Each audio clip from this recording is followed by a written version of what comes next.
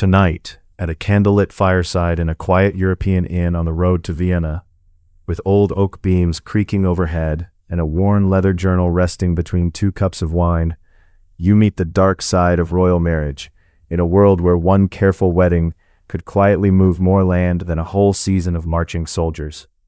Welcome back if you often spend these late hours here, and a soft hello if this is your first time settling in. Before we begin, tell me where you are and what time it is for you, whether that is a small bedroom in Bristol, a warm flat in Warsaw, or a rainy midnight somewhere far away, and leave it in the comments, because I really do read every one. If you like these quiet journeys, please like and subscribe so you can fall asleep here easily whenever you need another story. Have you ever wondered how one family kept so many crowns under one roof without ever really fitting them into one kingdom? So the room grows smaller and the story moves closer. The fire gives off a low red heat, and the air tastes faintly of wood smoke, sour wine, damp wool, and melting tallow. Across the table, the old chronicler sets down his cup, opens the worn journal with 2 careful hands, and begins in a voice already halfway through the tale. Let me tell you about the family that held half the world and what holding it together finally did to them. You sink a little deeper into the chair after that, because it is the sort of sentence that asks nothing and promises plenty. The inn is quiet in the way old buildings are quiet. It is never silent. A beam shifts overhead. A draft slips under the door. Somewhere in the kitchen, a pan is moved with a soft scrape, as if even the copper is trying not to wake anyone. The chronicler himself looks like a man who has spent a long life sitting near papers. His coat is brushed, but tired. His cuffs are clean, though not ambitious. The candlelight catches the little places where ink has settled into the lines of his fingers and decided to stay there. His journal is the sort of object that has stopped pretending to be new. The leather is rubbed pale at the corners. The strap has cracked and been mended. Several pages bow slightly from old damp, and there is a brown ring near the back where some long-ago cup was trusted more than it deserved. He turns a few leaves without hurry. Names appear and vanish in the candlelight. Marriages, titles, places, little arrows in the margin, little corrections squeezed between earlier thoughts. It is the handwriting of a man who did not expect posterity, but hoped at least for accuracy. Outside, the road to Vienna lies under darkness and mud and patient wheels. Inside, the rune has that safe and temporary feeling that inns do well. 2 strangers can sit for an hour over wine and feel very briefly that all of Europe has become a table, a fire, and the next page. The chronicler taps one finger on the journal. He says that the Habsburgs are often remembered as a great royal house, which is true and also not quite enough. A great royal house might rule one land for a long time. The Habsburgs tried something far grander and far stranger. They managed for a remarkable stretch of time to place the same family name above thrones scattered across a map that did not naturally belong together. Spain, Austria, the Low Countries, Naples, Sicily, Bohemia, Hungary, bits of Italy, pieces of dignity everywhere, and pieces of paperwork everywhere else. He says this as if reading out items from a pantry shelf. Yet the list has a way of widening the room. In candlelight, a map always looks more personal than it does by day. The borders soften, the coastlines curl, rivers shine like threads laid onto dark cloth. The chronicler traces west with one blunt nail, then east, then south, and the whole of Europe seems to gather under the small, yellow circle of the flame. From Madrid to Vienna was one family concern.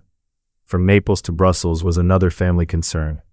A ship unloading goods in a Spanish port, a clerk sealing papers in the Netherlands, a horse sweating under harness near the Alps, a chamberlain warming his hands in a cold Austrian corridor. All of them could end up working under one shared surname. That is the first part of the wonder. Not one kingdom grown very large. Not one neat empire with a single tongue and a single habit. It was a collection of lands, customs, diets, saints, taxes, hats, and stubborn local rights, all held together somehow by a dynasty that kept appearing wherever a crown needed inheriting. The chronicler gives a small smile into his cup. He says the Habsburgs were running Europe's most exclusive family business. The modern phrase would probably have required a conflict of interest policy. They preferred Burgundy, literally. It sounds faintly absurd when put so plainly. That helps, because much of royal history becomes easier to understand once it is allowed to be faintly absurd. In Spain, a king ruled over Castile and Aragon and their widening overseas world. In Vienna, another branch of the same house held old lands in the heart of Europe. In the Low Countries, merchants counted cloth and coin under Habsburg rule. In Naples, courtiers stepped around heat and marble and official ceremony under that same distant family name. No one waking in those places would have thought daily life looked the same. Breakfast alone would have settled that. Yet seals, portraits, marriages, and inheritance lines link these very different places with a persistence that can still seem almost impolite. He lets that sit for a moment. Then he asks a question that matters. How exactly did they keep so much together? Not by force alone, he says. Force can open a gate. Force can frighten a city. Force can make a map look temporarily obedient. But force is expensive, untidy, and very bad at teaching distant cousins to accept each other's paperwork. Not my luck alone either. A single fortunate match can be luck. 2 fortunate matches may be chance. 3 or 4 generations of fortunate matches begin to look less like providence and more like office work.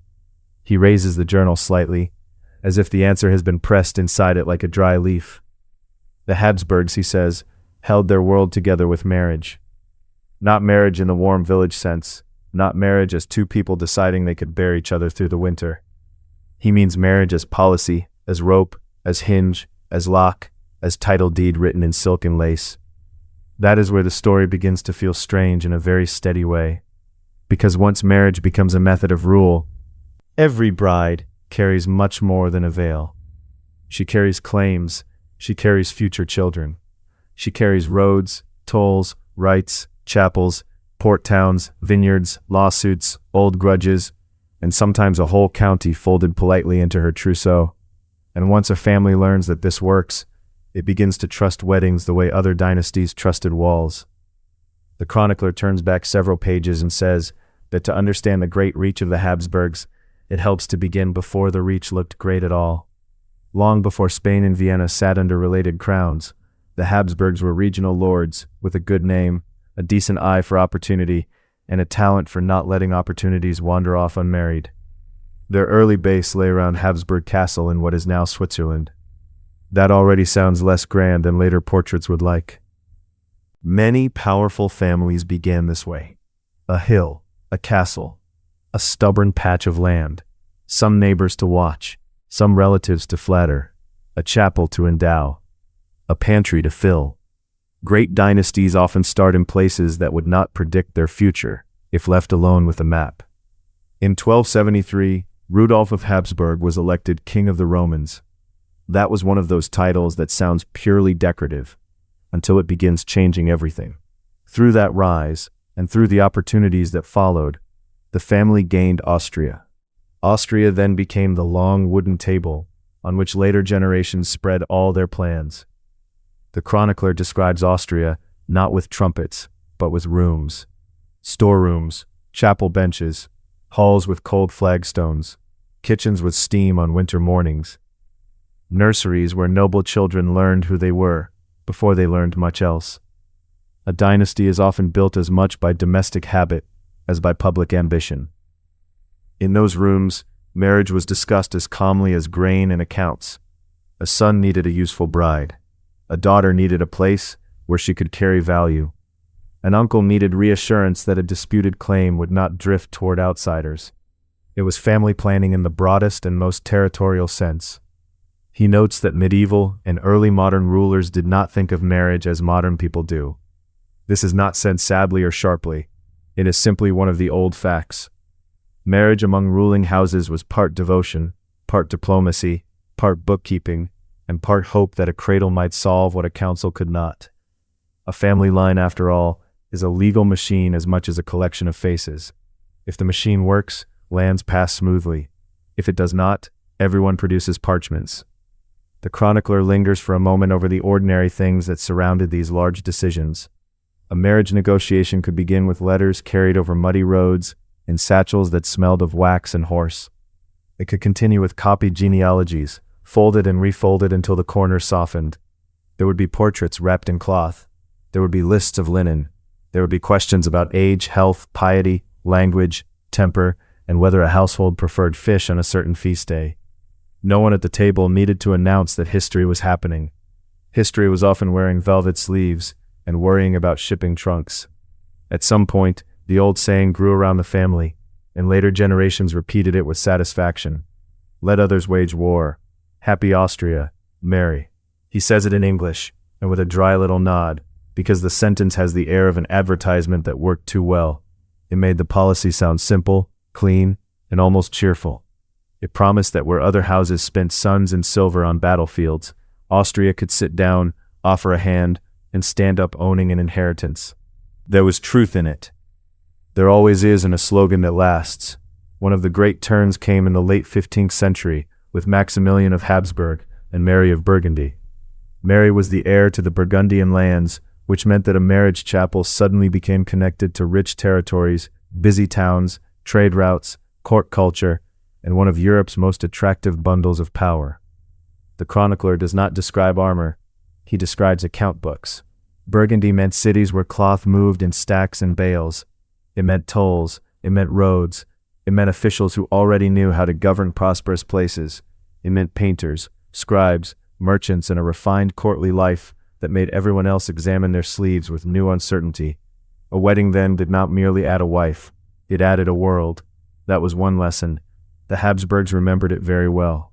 Maximilian's marriage helped draw the family into the Burgundian inheritance, which included the Low Countries. Those lands were busy, rich, urban, and politically particular. They did not become simple because a marriage contract said so. They remained themselves, yet they now belonged through inheritance within the widening Habsburg orbit. The map on the page grows busier. The candle throws a little shine over the ink where the chronicler has traced old lines so often that the paper has gone thin. Then came another marriage, even more consequential in the soft, domestic way that dynasties loved best. Philip, son of Maximilian and Mary, married Joanna of Castile. Through Joanna came the path to Spain, and with Spain came an enormous enlargement of the family's horizon. The chronicler pauses here to make Spain sound as it was, rather than as a neat schoolroom shape. Spain was not one smooth block with one habit of rule. Castile and Aragon remained distinct crowns with their own laws and traditions. Yet together they formed a great monarchy, and through Joanna's inheritance the Habsburgs gained entry into that structure. With Spain came more than Iberia. The kingdoms of Naples and Sicily lay under the Spanish crown. Overseas dominions too entered the picture, though tonight the chronicler keeps most of the ocean outside the room. It is enough to say that the Habsburg name now stood over a world far larger than the valley and castle from which it had begun. By now, he says, the family had discovered something intoxicating about kinship used as statecraft. Every successful marriage made the next one seem more sensible. This is where the story becomes both clever and faintly silly. When one marriage brings Burgundy, and another opens Spain, and a third secures influence in Central Europe, the family starts to look at every unmarried cousin the way a careful shopkeeper looks at an empty shelf. Something useful could go there. Something ought to be arranged. He leans back and smiles into the fire. Then he mentions a man from Vienna, whom he knew years later, a diplomat of excellent posture and very selective clarity, remembered in the journal only as the marriage broker. The marriage broker, he says, had the polished calm of a man who could serve you broth while moving a kingdom. He wore gloves that fit too well. He never rushed. He never admitted concern. If questioned about a proposed match, he would spread his hands and say, technically, they are cousins, but cousins of a very particular and strategically advantageous kind. The chronicler says this line survived 4 generations because the marriages kept requiring it. You can almost see him now, that broker, leaning over a table in Vienna with neat papers, neat nails, and the expression of a man recommending a sensible stove. If he had possessed a professional profile, it would have read something like strategic family optimization, intra-dynastic division, 5 stars, extremely responsive, will absolutely call you back if you are also a relative. The joke lands softly because the method really did make sense to people of the time. A royal house needed security. Lands should stay inside the family if possible. Claims should not wander into rival hands if avoidable. A daughter married to a stranger might carry an inheritance away. A daughter married within the dynasty might keep property, prestige, and future children closer to home. Trust mattered too. At court, trust was always in short supply. A cousin was not exactly safe. No one in princely history is ever exactly safe, but a cousin was known.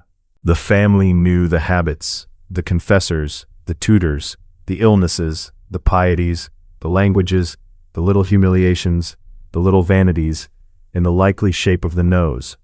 There is comfort in that kind of familiarity if one is trying to hold several kingdoms together. So the Habsburgs made a policy out of preferring the known. This mattered especially because their realms were what historians call composite monarchies, though the chronicler uses simpler words. These were collections of separate lands under one ruler. Each land often kept its own laws, privileges, taxes, and stubborn sense of itself. The ruler's body quite literally connected them. When one person wore several crowns, his marriage and his heirs mattered as much as any army. A wedding could settle succession before it became a problem. A birth could reassure nobles in several countries at once. A child in a cradle, if properly connected, could serve as a bridge over future arguments. The chronicler glances toward the stairs, where the inn has gone still. Then he returns to the page and says that from the 16th century onward, the Habsburg name began to spread across Europe with almost comic confidence. At the center of that spread stands Charles V, grandson of those fortunate marriages, who inherited an astonishing collection of lands. Through one line came Burgundy and the Low Countries, through another came Spain, its Italian possessions, and its overseas empire. Through the Habsburg inheritance came Austrian lands and the imperial dignity. It is difficult to overstate how grand that looked on paper. The paper was having a wonderful time. The chronicler says that under Charles V, the dream of one family holding half the world seemed for a while almost practical. The sun was said never to set on his domains. Even that famous line sounds less dramatic by firelight. It becomes a household problem. Somewhere always a clerk was awake. Somewhere always a cook was stirring broth for someone who answered to the same dynasty. Yet even Charles's immense collection did not fuse his lands into a single tidy state. That is important. The Habsburgs ruled many territories, but those territories did not melt together like cheese. They remained distinct. They required separate handling. Local elites expected their rights. Old laws persisted, distance persisted, weather persisted. So did language, tradition, and the deeply human conviction that one's own province was the sensible center of everything. How then could all this stay linked across generations? Again, the chronicler taps the journal. Marriage, inheritance, family. When Charles later divided the Habsburg inheritance between the Spanish and Austrian branches, one might think the family would then relax its habit of marrying within familiar circles. After all, two branches now existed. The pool had widened somewhat. Europe offered many noble houses. There was room for fresh alliances and fresher faces. The family, however, preferred reassurance. It is one of the more soothingly baffling things about the Habsburgs. Success did not persuade them to vary the method. Success persuaded them to repeat it. The Spanish branch and the Austrian branch remained deeply connected. They married among themselves again and again. Uncles and nieces appeared. First cousins appeared. Double relationships appeared. Genealogists earned their supper by drawing charts that began to curl back on themselves. The chronicler says the Habsburg family tree was less of a tree and more of a wreath. It kept looping back to the same few names, like a very grand and very confused roundabout. This is funny until one remembers that bodies also keep records. At first, repeated family likenesses can look merely dynastic. Court portraits enjoy resemblance. A familiar face suggests continuity. A ruler who resembles his forebears looks legitimate, settled, properly planted in the line. Noble households like to say with satisfaction that one could always tell a Habsburg, and indeed one could. The chronicler turns to a page where he has sketched, rather badly, a line of profiles. Even his poor penwork cannot hide the family feature that later became famous. The Habsburg jaw appears early, then often, then with the persistence of a houseguest who has arrived uninvited, found the best chair, and shown no interest in leaving. He says this without unkindness. It is simply there. Long chin, lower jaw forward, the face taking on an architecture all its own. At court, however, no one wished to speak of a jaw as a problem. One spoke of distinction, one spoke of blood, one spoke of noble bearing. A portrait must flatter while still resembling the sitter enough to satisfy a suspicious aunt. That brings him to another recurring figure in his journal, the portrait painter. The painter served across several courts and generations, or rather several painters did, all seeming to share one soul and one professional burden. Whenever a new Habsburg commission arrived, he remained perfectly composed. He never complained.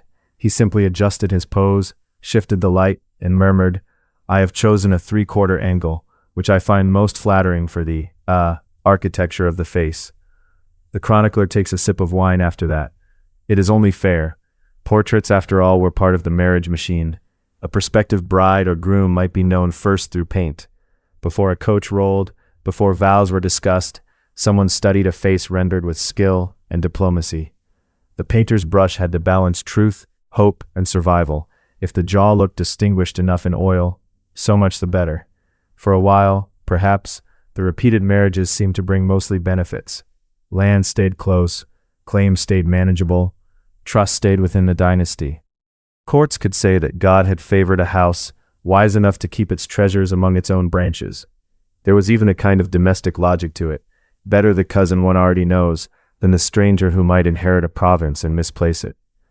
Many royal houses did marry kin from time to time. The Habsburgs were not inventing a new habit from nothing. Church law often discouraged close unions, but dispensations could be sought and obtained, especially when crowns were involved. Paperwork once again came loyally to the rescue. The chronicler says that every dispensation is its own little lantern in the archive. It glows with piety, justification, and a very practical understanding that rulers dislike being told no. Yet the Habsburgs became unusually devoted to the closed circle because it kept paying out. To understand the attraction, he says, imagine the family from inside, rather than from a later textbook. You are responsible for lands scattered across Europe. Local nobles test every weakness. Rival dynasties wait politely for your line to fail. A marriage can consolidate territory, ease succession, calm factions, and place a trusted relation where an ambitious outsider might have sat.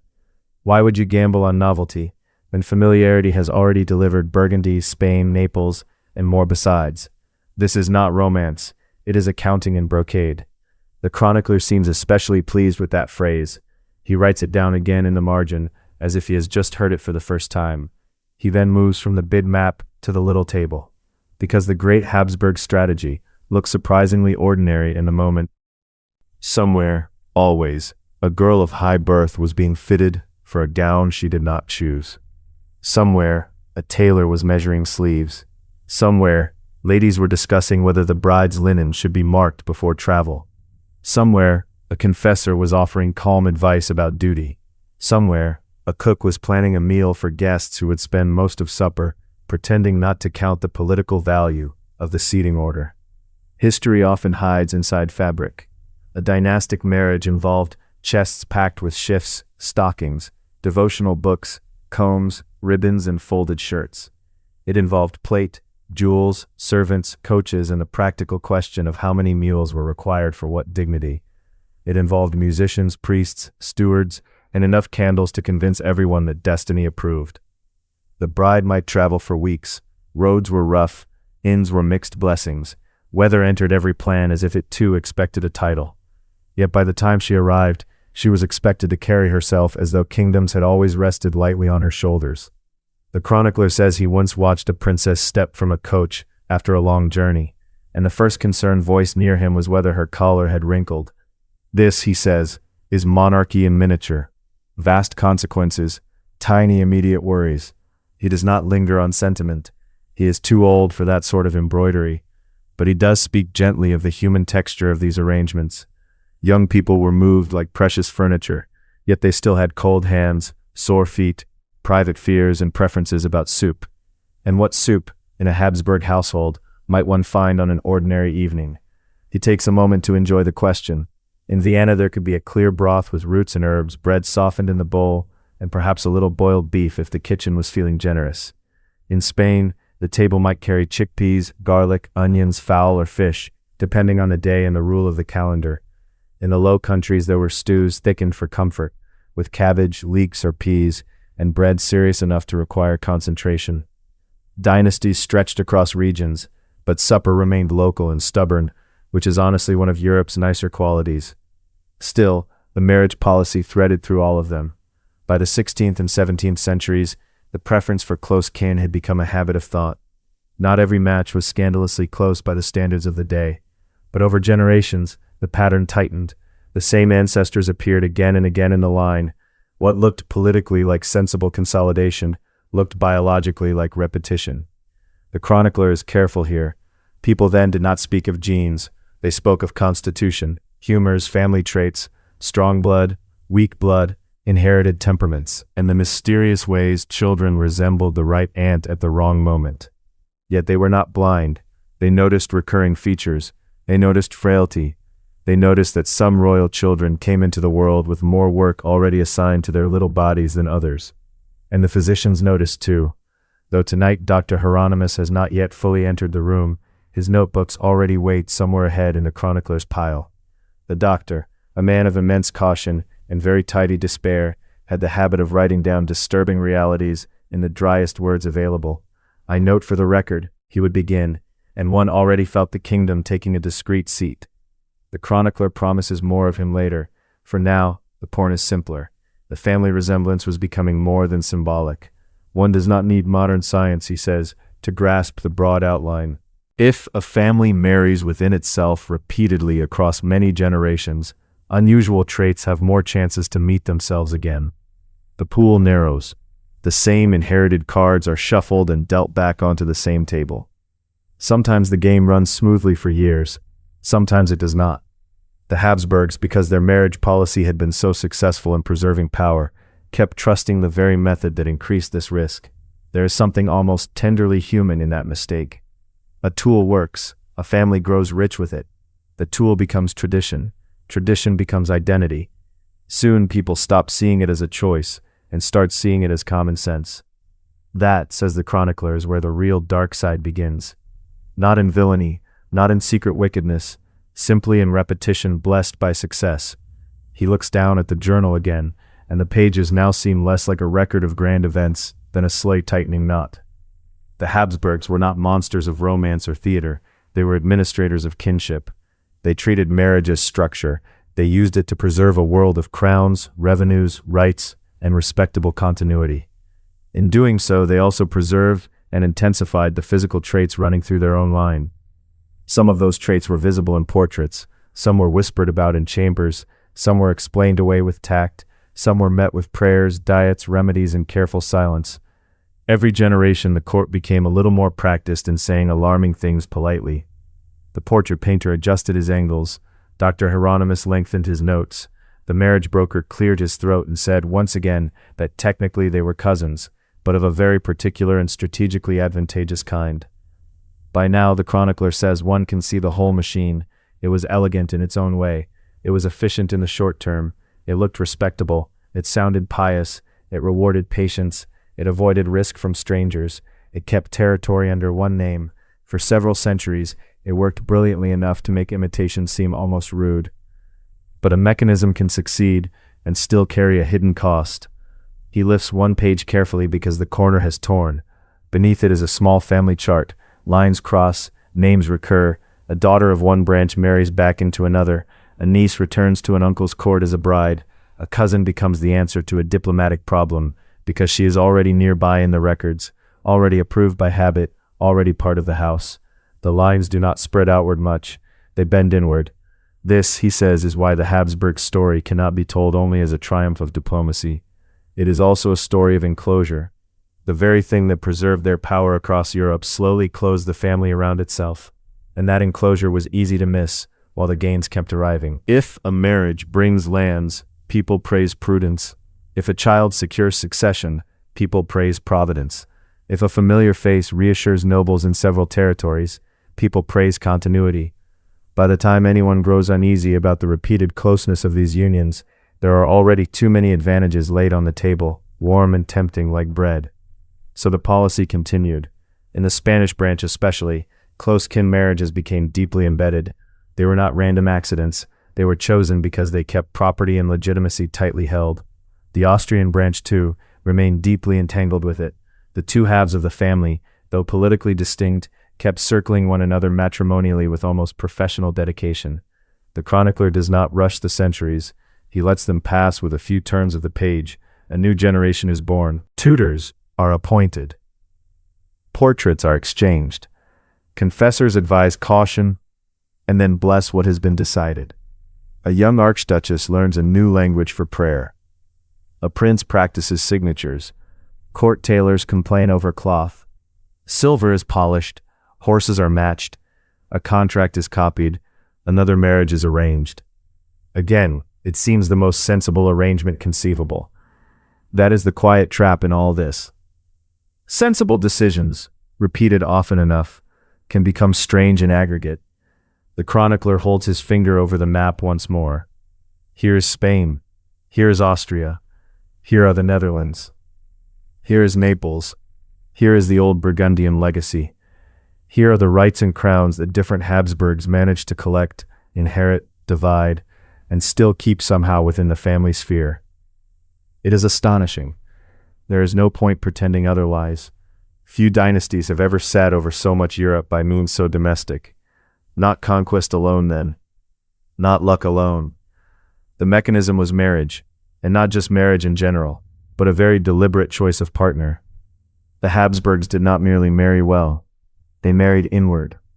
That is the sentence the chronicler seems to have been walking toward from the moment he opened the journal. He does not say it with triumph. He says it the way one sets down a heavy cup. Inward meant trusted blood. Inward meant secure claims. Inward meant fewer surprises. Inward meant a family name repeated above many thrones. Inward also meant that the same inherited traits were given every chance to return, settle in, and grow familiar. The jaw, as the chronicler says with a brief glance toward the fire, was only the face of a deeper pattern. Soon enough the story will move to the later generations, where the consequences become harder for courts to ignore, and harder for physicians to phrase with sufficient diplomacy. Dr. Hieronymus will clear his throat. The portrait painter will seek another forgiving angle. The marriage broker will somehow remain confident. Europe, meanwhile, will continue to spin under candles, seals, and family trees that increasingly resemble wreaths. But for now, here at the inn, the first answer is enough. The family that held half the world did it by choosing who married whom with almost devotional care. And because that method worked so well, they kept choosing from nearer and nearer branches, until preserving the house also began, very slowly, to change the people inside it.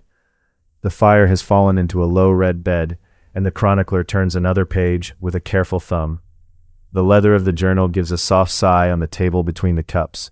Above, the oak beams creak once, as if they also remember. He says the great question from the last page has a plain answer. A family that wanted to keep Europe together learned to marry Europe back into itself. It also sounded pious, lawful, and very nearly dull, which helped a great deal. Most dynasties lost things by the spoonful. A county slipped away with a daughter. A port passed to another house through a wedding chest. A title could vanish as quietly as a silver spoon borrowed by a cousin. It went out wrapped in velvet and did not always come home. The chronicler taps a margin where some long-dead clerk had added 2 tiny crowns. 1 crown meant land. 2 crowns meant trouble, unless the right people shared a last name. In those rooms, marriage was not treated like poetry. It was treated like hinges, keys, locks, and the keeping of ledgers. A princess brought gowns, altar cloths, prayer books, and servants who knew which broth soothed a fever. She also brought rights, claims, and a dangerous number of future arguments. A prince brought horses, seals, old grudges, and a line of ancestors painted in stiff collars. He also brought lawyers, which was in some ways the more lasting gift. If a daughter married far outside the house, her children might belong elsewhere in the next generation. If a son married into a rival line, loyalties could split like a seam under strain. And there were always children who did not live long, or brothers who outlived expectation, or sisters who suddenly mattered far more than anyone planned. Dynastic life was all counting, and then counting again after fate had smudged the sums, so a near relation had a strong charm. She already knew the prayers of the household. Her mother had likely used the same lace patterns. Her uncles had eaten at the same tables and sworn on the same saints. Her dowry could be argued over indoors, which felt safer than arguing with strangers across a mountain range. The chronicler says this was the real music under all the wedding bells. It was not romance. It was containment. He says a Habsburg match was often sold as a remedy against leakage. Land leaked, income leaked, rights leaked. Marry wisely and the cracks seemed to close. In the inn, a drop of tallow slides down the candle and hardens near the brass stick.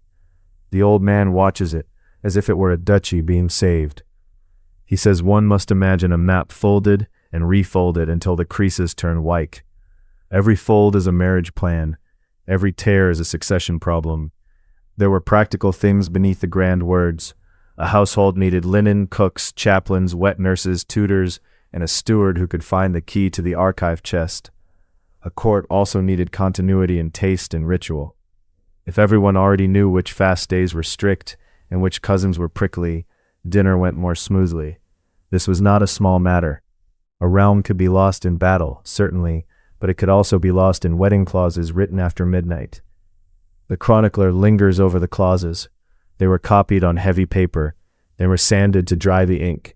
They were tied with ribbon and sealed with wax that smelled faintly of resin. Someone always believed a neat page could outwit chance. Someone always believed a careful marriage could keep the pantry and the planet in order together. Now and then, it even seemed true. He tells it in the calm tone used for mending gloves.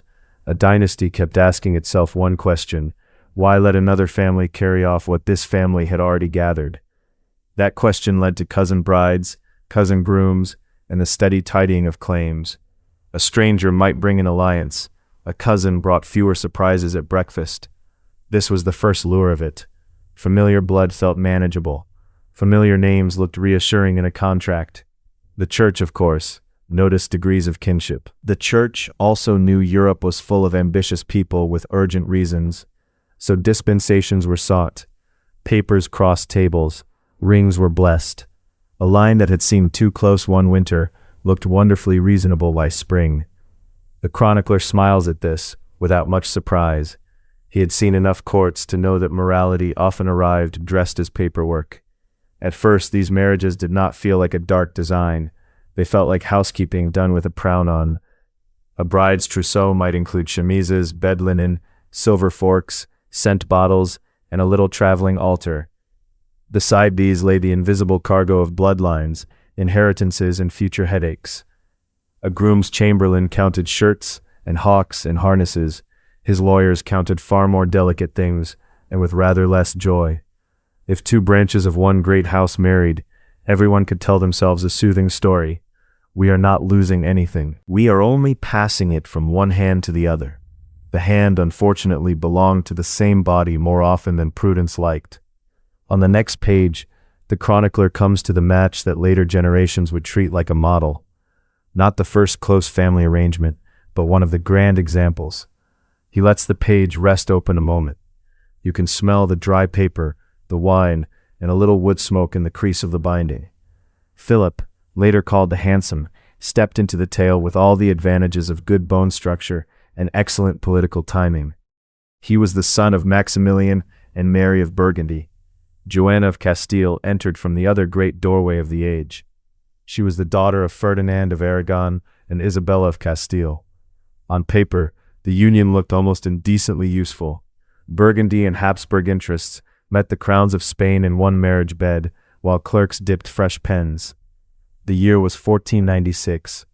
The household trunks were packed with velvet, shirts, devotional books, and enough ceremonial fabric to curtain a chapel.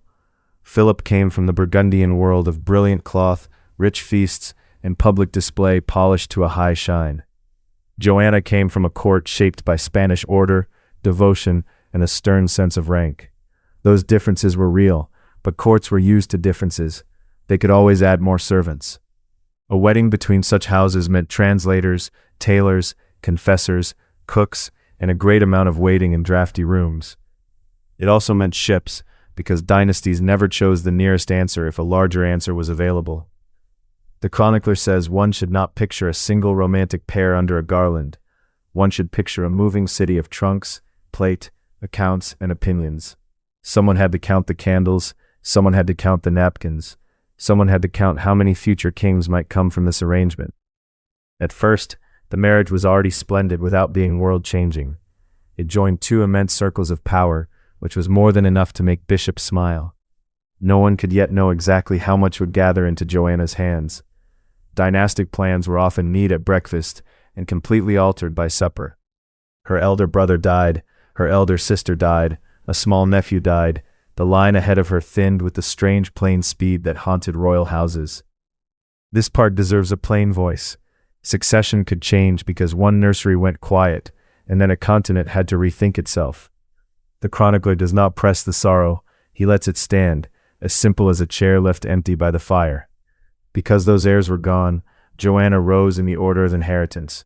Suddenly the marriage to Philip was not merely excellent, it was enormous. Castile moved toward her. Aragon stood near.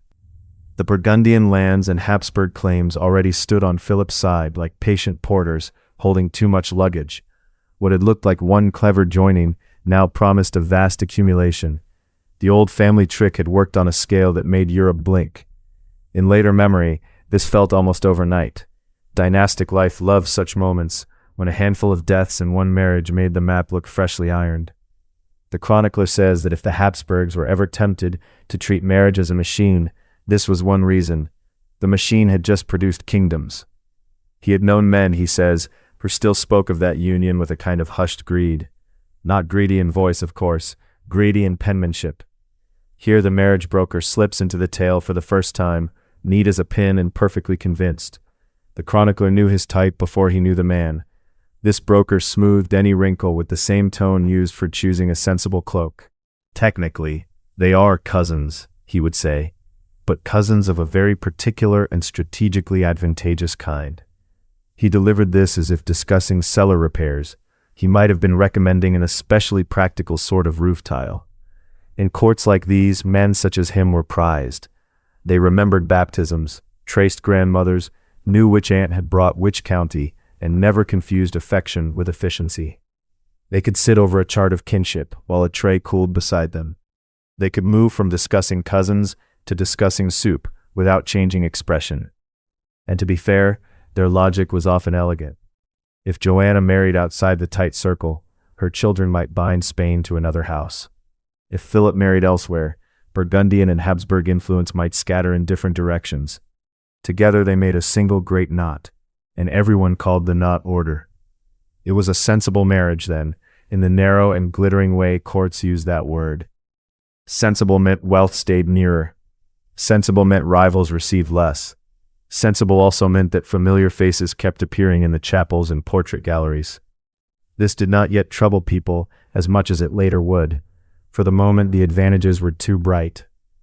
There were processions, heraldic devices, and enough embroidered cloth to occupy many patient fingers for months. A queen's household might air fine linen over cords in a sunny room. A king's clerk might air legal claims in a darker room, which took longer. Philip and Joanna's marriage became a kind of family lesson, not a moral lesson, more like a useful recipe copied into the back of a book. Take one archduke with Burgundian riches, add one infanta with immense claims, stir in luck, deaths elsewhere, and a high tolerance for relatives. The result was not peace exactly. It was concentration.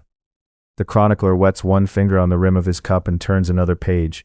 A faint wine mark blooms near the bottom margin, like a tiny red province. He says the important point is not that the Habsburgs invented close marriage. Many ruling houses used kinship this way. The Habsburgs simply became unusually devoted to the method. Success encouraged them. Success always does. One profitable wedding is a memory. 2 become a habit. 3 begin to look like wisdom. By then, the household world had adjusted itself around the practice.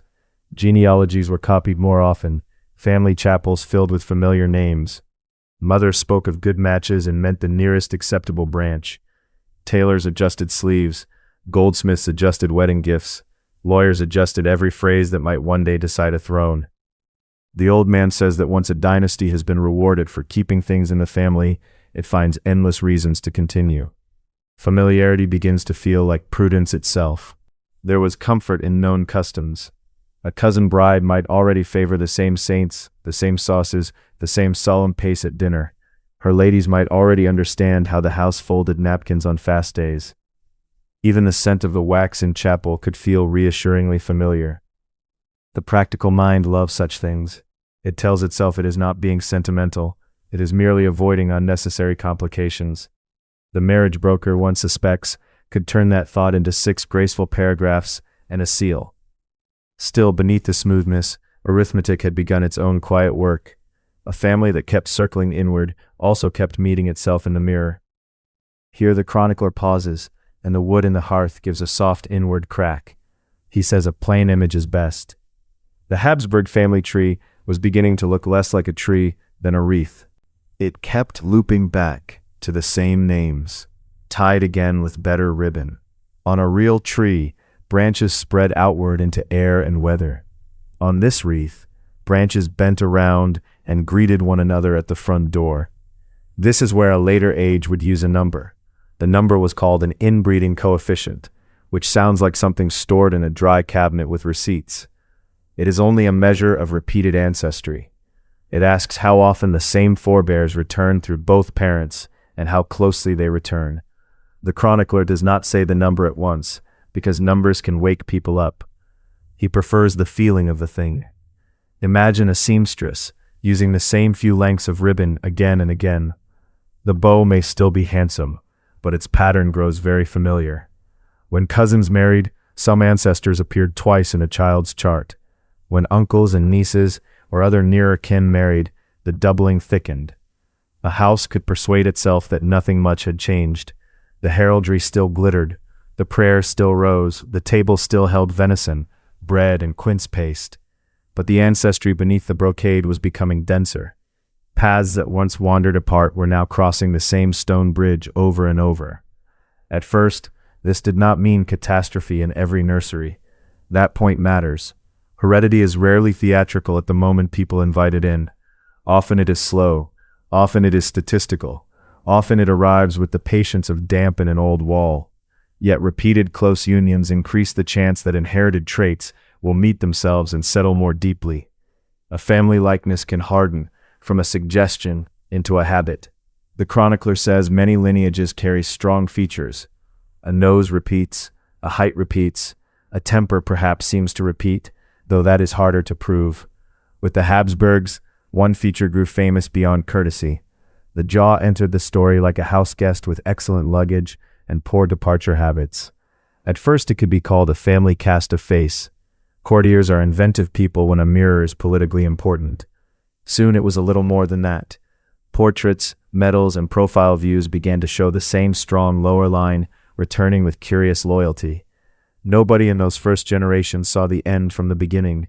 They saw a useful marriage, then another that looked even more useful. And because courts live among surfaces, they found ways to soften what the blood was repeating. Painters angled faces, tailors lifted collars, etiquette did the rest. The portrait painter who served this line in one form or another across the years never complained in the journal. He simply made compositional choices with saintly discipline. "I have chosen a 3/4 angle," he would murmur, "which I find most flattering for the architecture of the face." One imagines much brush cleaning after such decisions. Still, even a fine angle cannot alter a pedigree. It can only light it gently. The chronicler bends closer to one narrow note in the margin, and his voice grows drier. This is where a doctor begins to notice, because doctors notice what painters politely circle. Dr. Hieronymus opens his journal with great restraint. "I note for the record," he writes, "that the young prince's bite closes in an unusual manner. Nursing proceeds. Sleep is fair. I continue to observe. That is all for now. No alarm, no trumpet, only a physician putting one careful pebble on the scale. In his earliest entries he sounds almost cheerful, in the bureaucratic way of men who like clean columns. He notes feeding, teething, weight, and the temper of the bowels with equal calm. A royal nursery, after all, was full of ordinary concerns. There were warmed cloths, small caps, spoons of broth, and women discussing whether a child was too hot or too cold. Doctors entered that world carrying jars, powders, and serious faces. They also carried the hope that method could tame mystery. Dr. Hieronymus, in those first pages, seems mildly interested, rather than distressed. A family feature is a curiosity, an unusual bite is a detail. The record remains neat. He has not yet learned how long his sentences will someday need to become. For the moment, the matter rests among notes on sleep, appetite, and stools. That is how such stories often begin, not with thunder, with notation. The chronicler says the genius of the Habsburg system was also the trap inside it. It solved one problem so neatly that people forgave the shape of the solution. A cousin marriage could keep a claim from drifting to a rival. It could preserve a frontier, a customs duty, a port, a chapel, and a whole row of names in one stroke. It could also reduce uncertainty in a world obsessed with uncertain succession. Known kin felt safer than charming strangers from a house with ambitions of its own. Think of the appeal to a weary emperor or queen. A near match meant fewer languages at table, fewer disputes over ritual, and fewer letters beginning with offended surprise. The kitchens might still quarrel, of course, but the bloodline seemed simpler, which pleased the people who liked simpler diagrams, and so the model hardened. Philip and Joanna stood near the start of the grand pattern. Their union showed what might happen when luck and close strategy embraced. After them, later generations leaned more heavily on the same shelf. Why reach farther, they asked, when the right bride or groom already sat within the circle? This is where the sensible marriage slowly becomes the family habit nobody wishes to examine too closely. Habit is very soothing while it is still paying dividends. The dividends were visible everywhere. Titles remained linked, territories could be spoken of in one breath. Children bore claims that made diplomats sit up straighter. At court, this looked like success made flesh. Babies were kissed for political reasons before they had even learned to frown properly. Yet every repeated match tightened the weave a little more. The wreath gained another loop. The number in the dry cabinet inched upward. The chronicler does not rush this. He lets the quiet arithmetic sit between the pops of the hearth. A later age would calculate coefficients with stern precision, and some of those figures would look worryingly high. The people living inside the process mostly felt only continuity. Continuity is pleasant. It smells like familiar linen and chapel wax. It sounds like the same names at christenings and the same silver laid for feast days. Continuity is also deceptive. It can hide a narrowing path under layers of velvet. When a dynasty repeats itself, everyone learns scripts that defend the repetition. The confessor says dispensation. The lawyer says precedent. The aunt says suitable. The broker says sensible. And the broker, if pressed beyond comfort, will smooth his cuff and murmur a new version of the old charm. They are indeed related, yes, but in a particularly efficient way. You can almost hear him saying this over the scratch of a quill and the clink of a cup. One suspects he never once lost sleep over a family tree. He probably slept beautifully, wrapped in the warm certainty that geography itself approved. Nearby territory seemed more natural than distant territory, and family seemed the shortest road. To be fair again, dynasties did not have many tools. They had war, inheritance, religion, and marriage. Marriage was the one tool that came with music and dessert, so they used it. Then they used it again. Then they trusted it more than variety. The result over generations was power held in a very tight fist. It is hard to deny how well that fist grasped lands from the Low Countries to Spain. It is also hard to miss the cost once the line moves forward far enough. That cost did not arrive all at once, and no wedding feast announced it. Instead, it gathered in the face, the health, the fertility, and the fragile chances of future heirs. It gathered where only time could count it properly. But for now, in the first glow of success, the system still looked brilliant. Philip and Joanna had shown the family how much could be kept from drifting away. One marriage had tied Burgundian inheritance to the Spanish crowns with extraordinary force. A lesson had been learned, and it was the sort courts remember for centuries. Keep it in the house, keep it near, keep it named. The chronicler closes two fingers over the page, not shutting the journal yet, only resting on it. The candlelight catches in the creases of his knuckles. He says that every later complication was hidden inside this early elegance, folded as neatly as a shirt in a travel chest. No one opening that chest would think first of danger. They would think of order. They would think of thrift. They would think with complete sincerity that this was the most sensible arrangement imaginable. Outside, some cart passes slowly on the road, and the wheels hiss in old mud. Inside, the room holds its warmth, and the tale stays with the fire. Soon, he says, the family will trust this method even more deeply. Soon the wreath will tighten, and the jaw will return to its favorite chair. But in this chapter of the story, the match still shines. A handsome prince, a Spanish infanta, and a continent quietly folded inward around them. He lets that image settle without pressing it. The first sensible marriage has done its work, and the rest will follow almost politely. A little line of tallow slips down the candle as the chronicler turns another page of his journal. The oak beam above gives its old patient creak. The wine in your cup has cooled a little. On the paper between names and dates, he has drawn the outline of a face. Not the whole face, just the lower part, done in 3 spare strokes, as if the chin had arrived first and the rest followed after. He does not make a show of it. He only taps the page once with a bent finger. Then he says that some family stories begin with crowns and charters, and some begin with a mouth. In the first Habsburg years, he says, no one thought much about this mouth. That is part of what makes it so interesting now, when later generations can be read backward like a long account book. With Maximilian, the thing is still mild. It sits in the family face without much fuss. It is there in the way a grandmother's nose might be there, or an uncle's heavy eyelids, or a habit of frowning while reading letters. No trumpet sounds for it. No court clerk circles it in red ink. No one leans over a desk and writes that the dynasty has found a very unusual future in its lower jaw. The chronicler smiles into the fire at that. He says the past rarely gives notice in such tidy terms. It prefers to leave little clues in portraits, in side glances, in remarks about a profile that looked rather like his father's.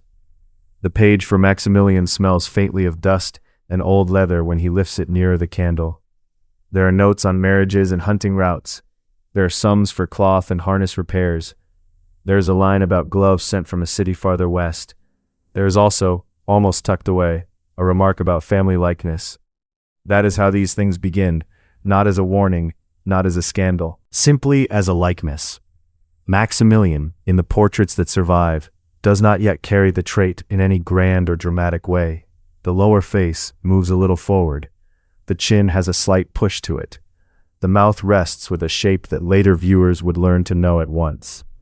At the time, it could still pass as the sort of face a strong writer might simply have. He wore beards at different times, and beards are helpful little curtains. A smart beard can do more quiet work for a prince than half the council. It softens a line, it breaks an outline, it gives the eye somewhere else to settle. The barber knew this before anyone wrote it down. In the small world around a ruler, many people notice a face as part of their daily work. The barber notices where the razor must turn. The tailor notices where a collar meets the throat. The armorer notices how metal rises under the chin, without pinching. These are not grand matters. They are the sort of things handled between breakfast and noon, while boots are brushed, and ribbons sorted, and a servant warms water near the hearth. At Maximilian's court, such practical eyes would have seen the family cast of the mouth, and thought little beyond the next fitting. A helmet must sit cleanly. A beard must be trimmed to suit. A portrait medal must catch the profile in a way that looked both true and agreeable. Truth and agreement were old companions in royal art. Not always close friends, perhaps, but companions all the same. If someone had stood with a modern doctor's words in that room, he might have called it a slight forward set of the lower jaw. He might have reached for a long-learned term and felt pleased with himself. The court would have looked back in polite silence and asked whether the cloak was ready, because what they saw was simpler. They saw a family face. The chronicler runs a thumb over the edge of the paper and says that Maximilian's image was struck on coins, painted in panels, and worked into the long memory of the house. On a coin, the profile matters. Metal likes strong lines. A small chin disappears. A firmer one leaves a mark. A mild trait can look almost stately in silver. It can look like intention. There were hunting portraits with broad hats and dark coats. There were formal likenesses in fur and chain. There were images made for allies, for cities, for relatives who would never share the same room, but still wished to know the face that governed so much land. Each image repeated the same basic answer. Here was a Habsburg. Not yet the famous Habsburg jaw of later talk. Not yet the full family guest who would settle into the best chair and refuse to leave. Only the first quiet knock at the door. In Maximilian, the trait still behaves well. It keeps to the corner. It does not interrupt the meal. It does not demand special handling from the whole court. It merely appears often enough that a careful eye can follow it from one likeness to the next. The chronicler likes careful eyes. He says courts were full of them. Chamberlains had them. Barbers had them. Ladies waiting beside windows had them. Painters certainly had them, because painters are paid to look longer than good manners usually allows. A painter of Maximilian might begin with the forehead and nose, as painters often did. Then the lower face would ask for its proper place. Not much, just a little more space, just a little more lime, just enough to make the likeness hold. That is how a family mark enters the record. Not through alarm, through repetition. You hear a small hiss from the hearth as sap finds the heat inside a log. The chronicler pauses long enough to sip his wine. Then he says that even in these early years, a few people must have noticed how often the same shape returned. But courts are strange little weather systems. What returns often can start to feel natural. What feels natural can soon feel useful. And what feels useful in a dynasty has a way of being praised before it is fully understood. There were plenty of reasons to praise resemblance. A prince who looked like his father eased 100 private worries. He looked right in the frame. He looked right on a coin. He looked as if power had passed smoothly from one hand to another, even when the paperwork beneath that smoothness was thick enough to stop a cart. Faces can do a surprising amount of state work. They reassure people who prefer not to think too hard. Now and then, the chronicler says, some cautious soul would wonder aloud whether too much likeness might become a little too much of a good thing. This was the sort of quiet concern that drifted through dressing rooms and passages, then vanished when a secretary entered. At such moments, the marriage broker was always ready. He never liked a worry that could not be folded into a marriage plan. In these earlier years, he treated the matter with the air of a man discussing matching curtains. A family resemblance, he would murmur, only proved continuity. A house should look like itself. Anything else would be confusing. He made it sound almost tidy. The chronicler does not laugh at this. He only turns a page and lets the idea sit there in the warm light between you. Because Maximilian's jaw, mild as it was, mattered less for its own face than for the habit of seeing it and not minding. That habit would prove durable. Courts can endure many things once they have learned the right tone for them. And tone, in a palace, is nearly half the job. If a priest says a mass with the right tone, the room calms. If a steward announces a guest with the right tone, rank is settled. If a family trait is named with the right tone, it becomes heritage instead of concern. Maximilian still stood in that gentle first stage. His portraits did not yet force the issue. They only offered it. The chronicler lifts the journal closer, and the candlelight catches a faint brown ring left by some old cup on the margin. Beneath it sits the next name. The fire has burned lower now.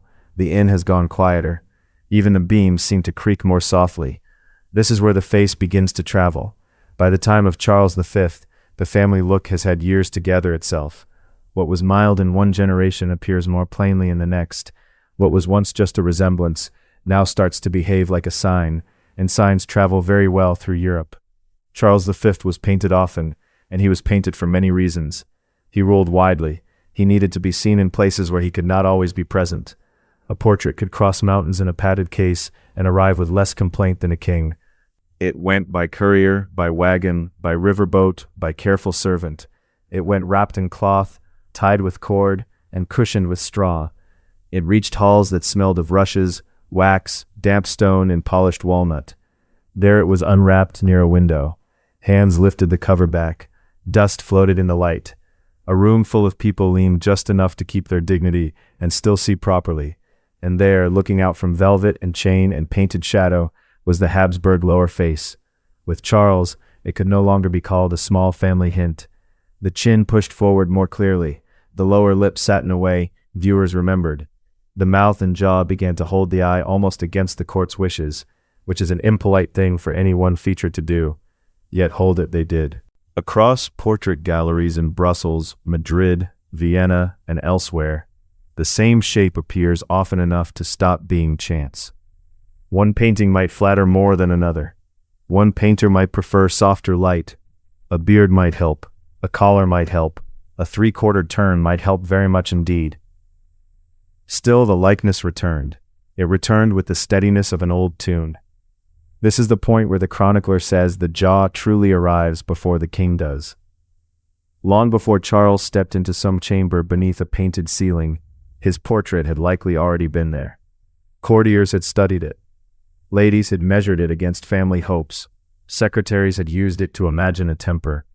Children had stared at it and asked blunt questions that older people answered with practiced grace. A ruler could enter a room already pre-read. That was one of portraiture's odd powers. It was also one of the court's quiet problems, because faces do not wait for diplomatic wording.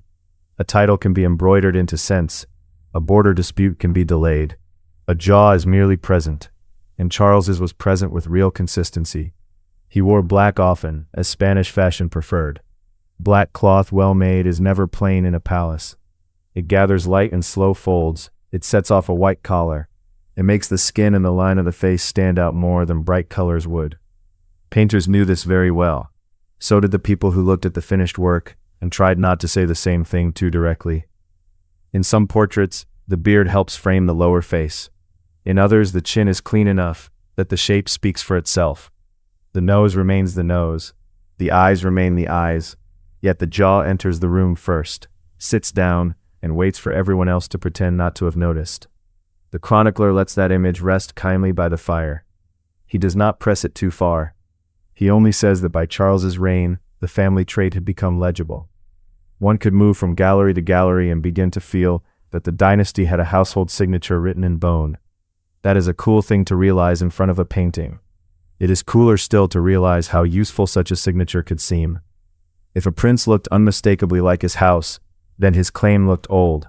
If his claim looked old, it looked settled. If it looked settled, people were more willing to bow first and ask difficult questions later. A dynasty likes anything that helps it look inevitable. Here, though, this part deserves plain telling. A face does not become more marked by magic.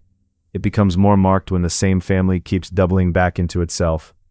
A trait that appears lightly can over time appear again with more force when the same bloodlines are joined and joined again. That was the quiet cost sitting beneath the fine cloth and sealing wax. No one at court would have said it so bluntly in an open hall. They had better manners and stronger reasons for them. Still, the body was keeping its own record, while the secretaries kept theirs. Bodies are stubborn archivists. Charles V was not a cartoon of the later Habsburg image.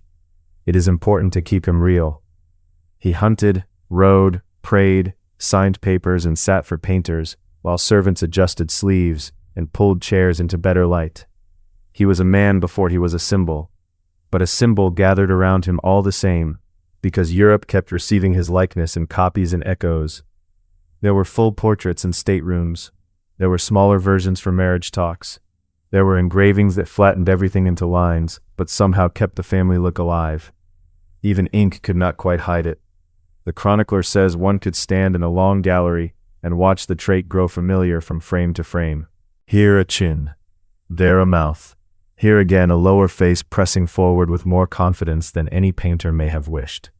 The house resemblance had become a dynasty's public face. By then people had names for many things except the thing itself. That is another old court habit. They named hats, sleeves, ribbons, collars, orders of rank, the proper fold of napkins, the exact place of a chair, and the angle of a bow. Yet a trait in a ruling family's face could drift for years under softer language. Soft language is one of power's favorite fabrics. You hear someone move in another room of the inn, then all grows still again. The chronicler smooths the page with a palm made shiny by age and ink. He says this was the moment when the painters had to do their most delicate work, because dynasties require likeness, but they also demand grace. No painter can simply remove the family mark. That would fail the first duty of portraiture, which was to look enough like the sitter that a cousin in another court could recognize him. Yet no painter wished the entire court to stare only at the chin, while ignoring the crown, the chain, the hand on the glove, and all the other expensive messages in the room. So the painters learned a calm craft of guidance, and among them in the chronicler's pages steps the old portrait painter. He appears as he always does, with paint on a cuff, and patience and reserve. He never complains, he never offers a political thought.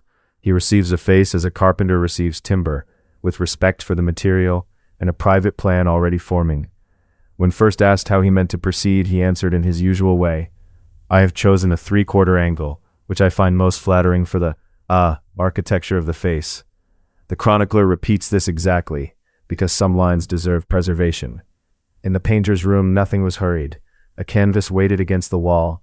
Chalk marked the first light drawing. Brushes stood in cups. A boy ground pigment with a stone while another stretched cloth and tried not to listen too obviously. The room smelled of oil, wood, and wool drying from the rain. A ruler sat beneath north light when possible, because north light behaved itself. It did not shift too wildly across an hour.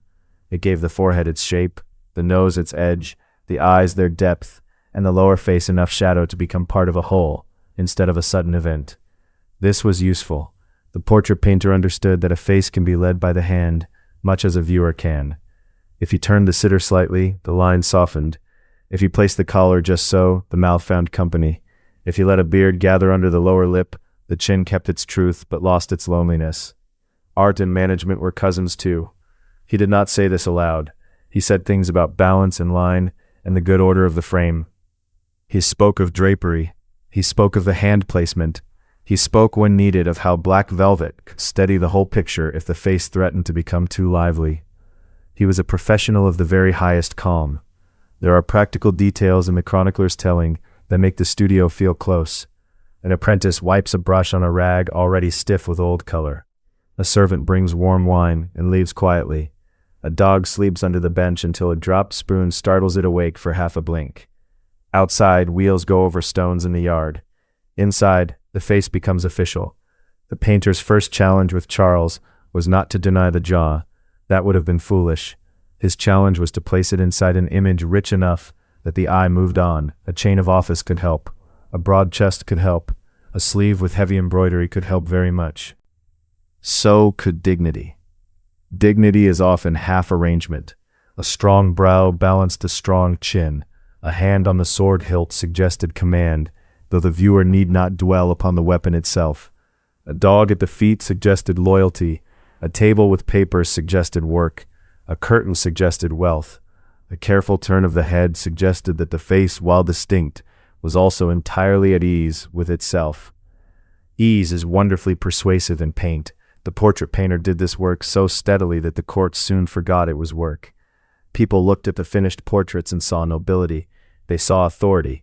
They saw continuity. Only later, when many such pictures stood together, did the repeated line of the jaw begin to feel like a pattern too neat to ignore. Repetition is merciless that way. One portrait can charm, 10 portraits can confess. The chronicler says the painter also understood the useful kindness of partial view. A full profile could be exact, and exactness is not always a friend. A frontal view could let the lower face dominate too much, but a 3/4 angle offered mercy without falsehood. It became almost a family service. At times he would add a little more shadow beneath the mouth. At times he would brighten the eyes so that attention rose upward first. At times he let a white collar break the line cleanly. At times he rested a mustache exactly where it could suggest form, without advertising it. It was subtle work, and it was endless, because every new prince arrived with the same old problem, wearing fresh clothes. The chronicler seems almost fond of the man. He says the portrait painter had the soul of a boatman on a familiar river. He did not rage at the current. He learned where it pulled. He kept his hand steady. He delivered each royal face to shore looking as composed as possible. That in itself was a court achievement. If he sounded dry, it was the dry tone of competence. When asked later about one especially frank likeness, he only replied, "I have adjusted the light so that the eye may enjoy the brow before considering the architecture below." It was the nearest thing to mischief he ever allowed himself. Paintings made under such hands spread through the Habsburg world and beyond it.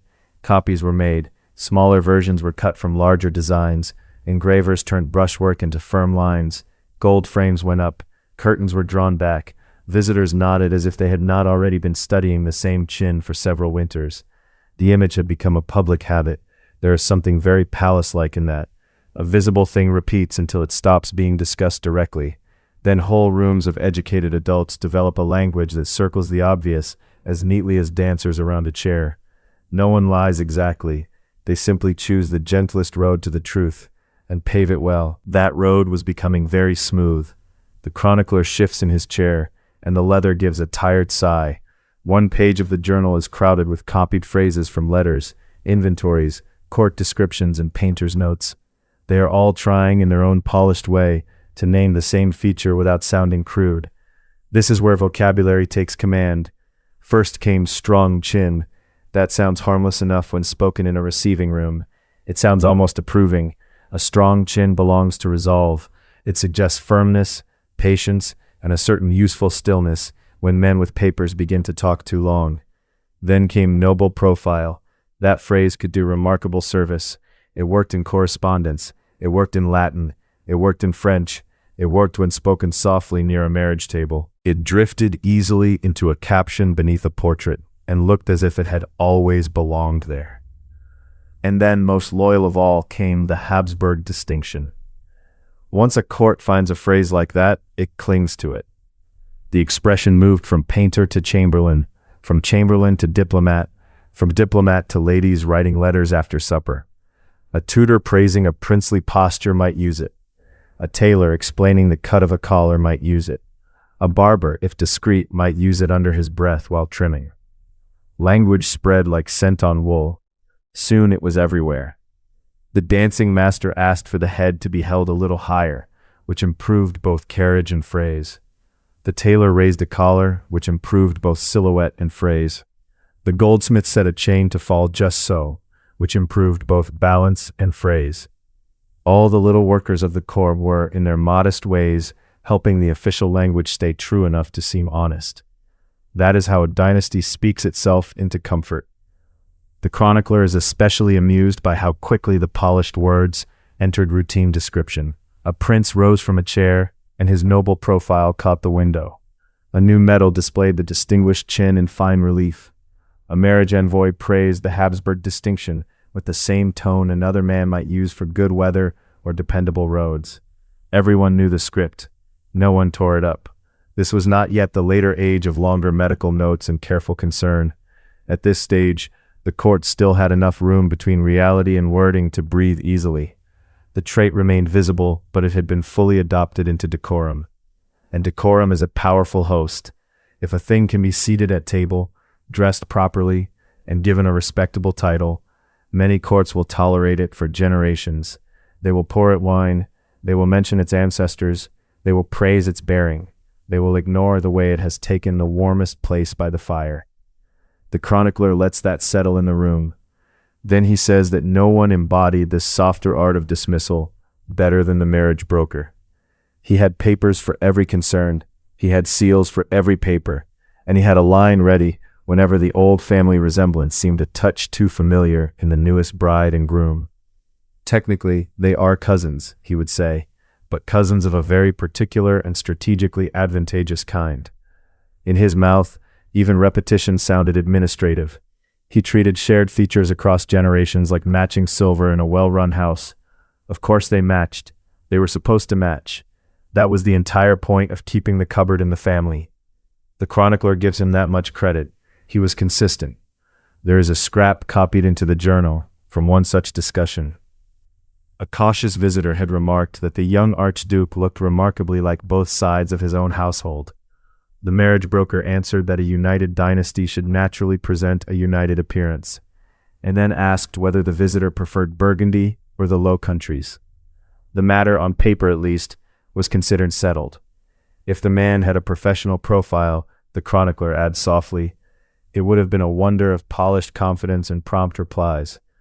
One suspects it would promise strategic family optimization with very tidy handwriting and a firm hand on the seal. Then the humor fades again, because the truth beneath it is plain. The Habsburgs were preserving lands by preserving bloodlines. The same choice that kept titles close also kept traits close. Over time, the family tree began to look less like a tree than a wreath, looping back upon itself with expensive determination. A wreath can be very handsome on a wall. It is less comforting as a genealogy. By Charles V's day, that looping had not yet reached its last and hardest form. Still, the signs were there for any patient eye. The portraits repeated the face. The language softened the face. The marriage plans protected the system that kept repeating the face. Paint and policy were keeping step. In the earliest medical pages copied into the chronicler's bundle, the note is still mild.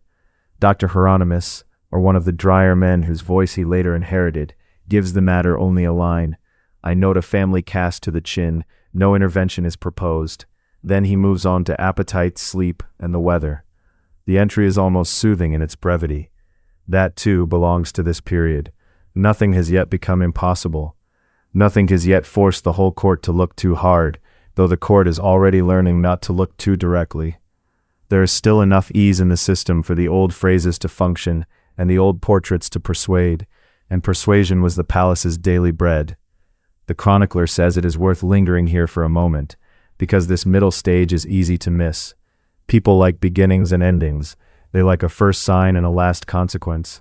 But history often spends its longest time in the middle, adjusting collars and choosing better words. That middle is where courts truly live. In that middle, Charles V's face became both individual and emblematic. He was himself, and he was also the house made visible. He sat in armor, velvet, fur, and gold. He prayed, ruled, traveled, dined, listened, and posed. Around all of it, the lower face held its place with quiet insistence. No one needed to announce it any longer. Europe had learned to recognize it. So the jaw arrived before the king. It arrived in oil paint before a treaty. It arrived in a miniature before a marriage discussion. It arrived in an engraving before the coach wheels sounded at the gate. It entered rooms rolled in canvas and wrapped in silk. And by the time Charles himself appeared, the room had already met his dynasty. That is such a strange old power. A family could make itself known not only by banners and seals, but by the repeated line of a mouth. The fire has settled to a red bed now, with little blue breaths at the base of the logs. The chronicler closes his hand over the edge of the journal for a moment, and says that once a court learns to call a trait noble, it can keep calling it noble for a very long time. Long enough, sometimes, for the word to outlive the comfort that first produced it. He does not push beyond that tonight. He only turns the next page a little, then leaves it resting there, as if the future can wait a few more quiet breaths. In the candlelight, beside the wine and the worn leather, the copied faces seem to lean together like kin at a family table, still wearing their careful names. The chronicler turns the journal so the candle can reach the next page. You see a neat set of circles there, joined by patient lines and tiny names. The oak beam above gives its usual soft complaint. A drop of tallow leans down the candle, then stills, as if it also wants to study the family map. At first the page looks almost tidy. Philip sits on one side. Anna sits on the other. The trouble begins when the lines between them refuse to stay separate. Philip II had already spent many years doing what kings did with great seriousness and very mixed success. He married for treaty, for peace, for heirs, and for the general hope that the next cradle would solve everything. The court kept that hope in very solid objects. There were folded baptism cloths in chests. There were tiny caps edged with lace. There were silver cups waiting on shelves, polished in advance. He had known several weddings before Anna entered the account. Each one came with processions, papers, prayers, and the sort of hopeful embroidery that works very hard for its living. One wife brought England for a while into the field of possibility. Another brought France into careful conversation. All of them brought the old court habit of writing everything down and waiting to see what God and fever would do. That part deserves to be told plainly. Children in royal houses were counted before they could walk. They were measured in months, in fevers escaped, in gums cutting teeth, and in whether winter had been kind. So the question of a new marriage sat on Philip's table, beside ordinary things. A steward laid out accounts for candles. A clerk sorted petitions with blue ribbon. Someone carried in stewed pears that had gone a little brown at the edges. Philip himself liked order with a nearly domestic devotion. He read papers late. He checked details. He knew where relics were kept and which room needed more firewood. Order, though, could not make an heir remain an heir. That was the small chill under all the brocade. By the late 1560s, the Spanish branch had become too large to drift and too valuable to risk. It held Spain, its American empire, Milan, Naples, Sicily, and the Netherlands, in one close fist. A stranger bride might bring useful friends. She might also bring claims, brothers, nephews, and future arguments. The house had spent too long gathering lands to scatter them by politeness, so the search turned inward again, with the smooth confidence you would now expect. The old logic returned like a servant who knew where the spoons were kept. On paper, Anna of Austria was a marvel of convenience. She was already trained in the family style of piety, ceremony, silence, and patient standing. Her linen would have been aired with the same herbs, her confessors spoke in the same long, careful tone. Even her household recipes would not have startled a Spanish kitchen. There was also the much larger point, which the chronicler taps with one finger. Anna was not only suitable, she was available without letting the inheritance wander into unfamiliar hands. This was the moment, he says softly, when the lines on the page stop pretending to be decorative. You can hear the nibs scratch as he traces one root, then another, back to the same pair. Anna was Philip's niece through his sister Maria. That part is plain enough for any household Bible. Philip was her mother's brother. But the Habsburg page never stops at the first answer. Anna was also Philip's first cousin once removed through her father, Maximilian II, who was Philip's first cousin. The chronicler lets that settle in the warm room. A log shifts in the grate, and the red center opens like a small secret. If two first cousins married, their child's inbreeding coefficient began at 1/16. If an uncle married a niece, that child began at 1/8. Those numbers looked small to men who liked fractions and control. Yet 1/8 was not a small thing in a cradle. And the Habsburgs were not starting from a clean sheet. Their family paper already held older loops, older cousin unions, and older shared grandparents waiting in the margins. So when Philip and Anna married in 1570, the closeness was not only social or ceremonial. It was exact. It could be drawn with a ruler. This pleased the marriage broker so deeply that even the chronicler sounds a little tired when he reaches the note. The man had, by then, begun to treat bloodlines like fine cabinet work. He is quoted in the margin with painful fidelity.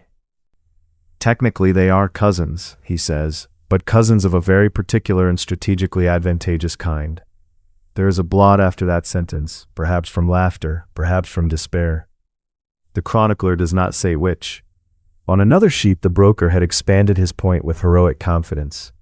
A niece, he wrote, was merely a cousin brought closer by providence, convenience, and proper attention to dynastic economy. It was the kind of sentence that could only be spoken in a room full of maps. There would have been globes, wax seals, and a plate of almonds nobody was actually eating. Even so, the match moved forward in the ordinary royal way. Tailors measured. Priests rehearsed. Gold thread traveled from one work table to another and shed itself over dark cloth. Anna came to Spain as many princesses did, by stages and with trunks. There were riding litters, damp roads, careful greetings, and the endless management of fresh linen. Her gowns rustled with the stiff whisper of costly silk. Her women unpacked combs, prayer books, scent bottles, and the small practical sewing things that make any chamber feel inhabited. At the wedding itself, the great matter was treated with complete calm. Bells rang, tapers smoked, witnesses stood in rows, and looked as if all sensible people married their nieces when needed. That was, in truth, the special Habsburg gift. They could make the unusual seem merely administrative. Philip was old enough to be her uncle because he was her uncle. Yet court ritual softened everything into rank, order, and placement. Seats were measured by inches, cushions were beaten smooth. A master of ceremonies worried over who stood nearest the cloth of estate and who had moved a stool. From the outside it all looked rich, stable, and correct. Inside the genealogy the lines had begun to knot. The first years of the marriage were busy with what royal households always called joyful expectation. Wet nurses were interviewed, cradle rooms were warmed, tiny shirts were stitched from fine linen and set aside. When children came, the court moved into its old careful rhythm. Candles burned through the night. Physicians counted breaths. Chaplains waited with bowls of holy water, near enough to reach. Some infants did not remain long. In that age, many did not, even in palaces with velvet wall hangings and silver basins. A loss in such rooms was still followed by small domestic tasks. Wax had to be cleared away. Nurses folded what had been prepared. Someone always put the unused ribbon back in a drawer. It was not only sorrow that gathered there, it was repetition. Anna eventually gave Philip the son who would become Philip III. By then, the Habsburg paper had already started to show what repeated closeness could do when it stopped being occasional and became policy. The old family traits no longer arrived by chance. They appeared with the regularity of household furniture. The jaw, which had once seemed content to visit now and then, had settled in as if the lease were permanent. It did not knock. It chose the best chair. Faces in the Spanish branch began to resemble one another with a firmness that startled even friendly observers. Lower jaws pushed forward. Lips struggled to close with easy grace. Chewing could become work. This did not happen all at once. The past is usually slower than the joke told about it later. One generation still looked merely related. The next looked unmistakably of the same stock. The next began to look as if several earlier portraits had been laid one over another and pressed together. The chronicler's finger moves down the line of heirs. Philip III inherited not one single trait, but a bundle of repeated family chances. There were weak bodies beside heavy ceremony. There were children who needed soft foods long after the kitchen had expected stronger teeth. Meals adjusted themselves in quiet ways. Meat was stewed longer. Bread was soaked in broth. Fruit was served peeled and cut, with the sting taken out by cooking. Court life always knows how to make an inconvenience look ceremonial. A silver spoon could turn necessity into etiquette within a week. By the time the next generation appeared, people at court had begun to notice patterns without naming them too loudly. A prince might be called delicate. A child might be praised for gravity when he was simply quiet and tired. Nurses became experts in small accommodations. They propped cushions behind thin shoulders. They tied caps under soft chins. They coaxed with broth, milk, and patient stories. Tutors waded through lessons that moved slowly. Pages learned not to hurry a young master down cold corridors. Shoemakers added a little room here and a little softness there. None of this was unique to the Habsburgs. Childhood in that age often asked for patience. Yet the family habit of marrying inward gave the same worries and odd sameness from one nursery to the next. On the page, the fractions kept climbing, and uncle and niece had already raised the starting line. Later cousin unions would build upon that raised floor instead of returning to ground level. That is the quiet cruelty of arithmetic in old dynasties. It keeps every earlier choice and brings it to the next cradle. The chronicler does not rush this point. He lets you look at the circles until they almost seem to breathe in the candlelight. One branch carries a strong chin, another carries the same, a third brings the same from the other side, and the child receives the whole parcel with no polite way to refuse it. By then, Dr. Hieronymus had begun to write longer notes. You can almost smell the iron gall ink when the chronicler opens those copied entries. In his earliest manner he had been brisk and nearly cheerful. He listed a rash, he listed a fever, he listed a swelling, with the crisp calm of a man inventorying pantry goods. Later, still under Philip and Anna, his sentences grew careful little railings. He no longer merely observed, he prepared the observation so it can survive a royal reading. One entry begins with weather, another begins with appetite. A third spends half a page describing sleep before approaching the actual concern from a respectful side angle. The physician had learned the courtly art of circling toward truth. It was much like approaching a skittish horse or a sleeping king. The chronicler reads one passage almost tenderly. I note for the record that His Majesty has once again been unable to masticate the evening meal. Then comes the familiar tale of self-protection. I have noted this previously. I continue to note it. At first, such language had a dry wit to it. After a while, it had the sound of a man building a paper shelter around himself. He described jaws, digestion, weakness, and developmental delay in terms so padded they might have lined a state carriage. He reported facts as if each one needed its own embroidered cushion. A child was not slow. He was of measured response. A face was not malformed and presented structural singularities of hereditary interest. Even the handwriting changed, the chronicler says. The early notes marched, the later ones negotiated. There are charmingly mundane details around these pages. Sand had been shaken over wet ink. The pages smelled faintly of vinegar and leather. A pressed violet lay flat in one copy, perhaps by accident, perhaps from a distracted hand. Now and then Dr. Hieronymus still tried for plainness. Then a grand name entered the line, and plainness excused itself and went home. His lists became almost domestic in their precision.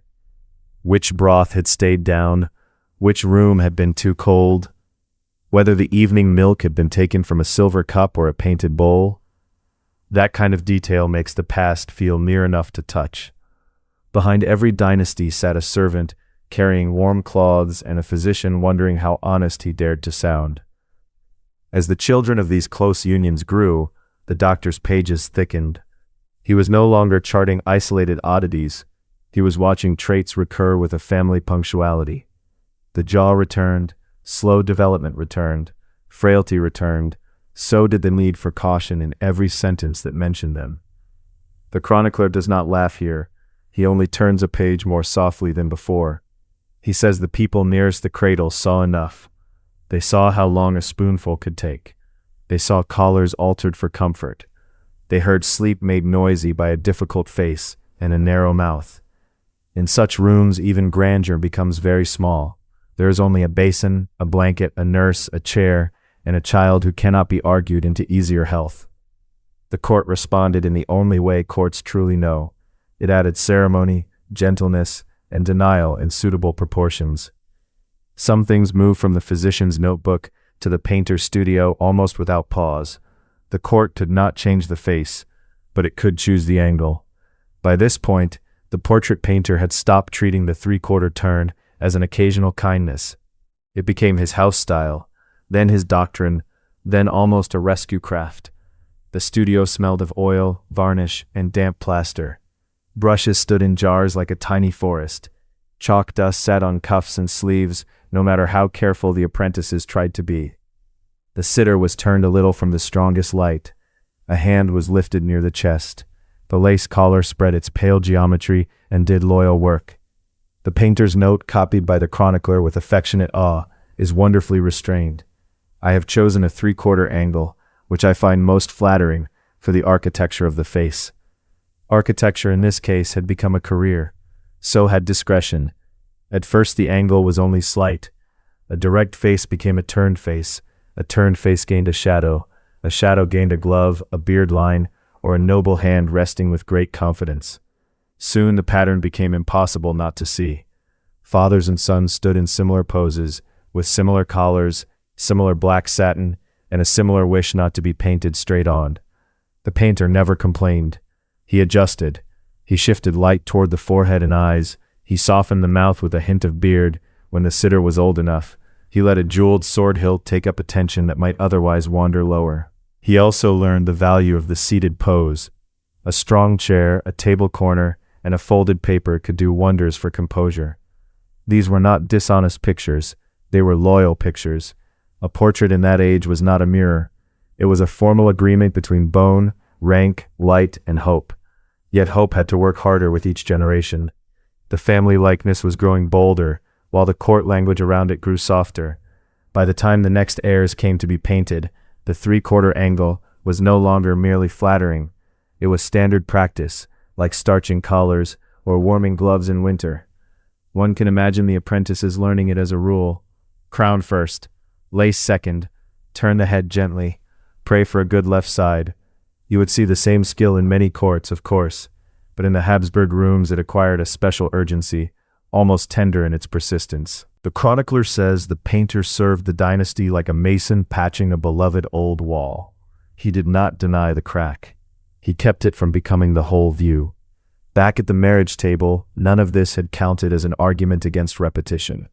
That, perhaps, is the strangest comfort of powerful families.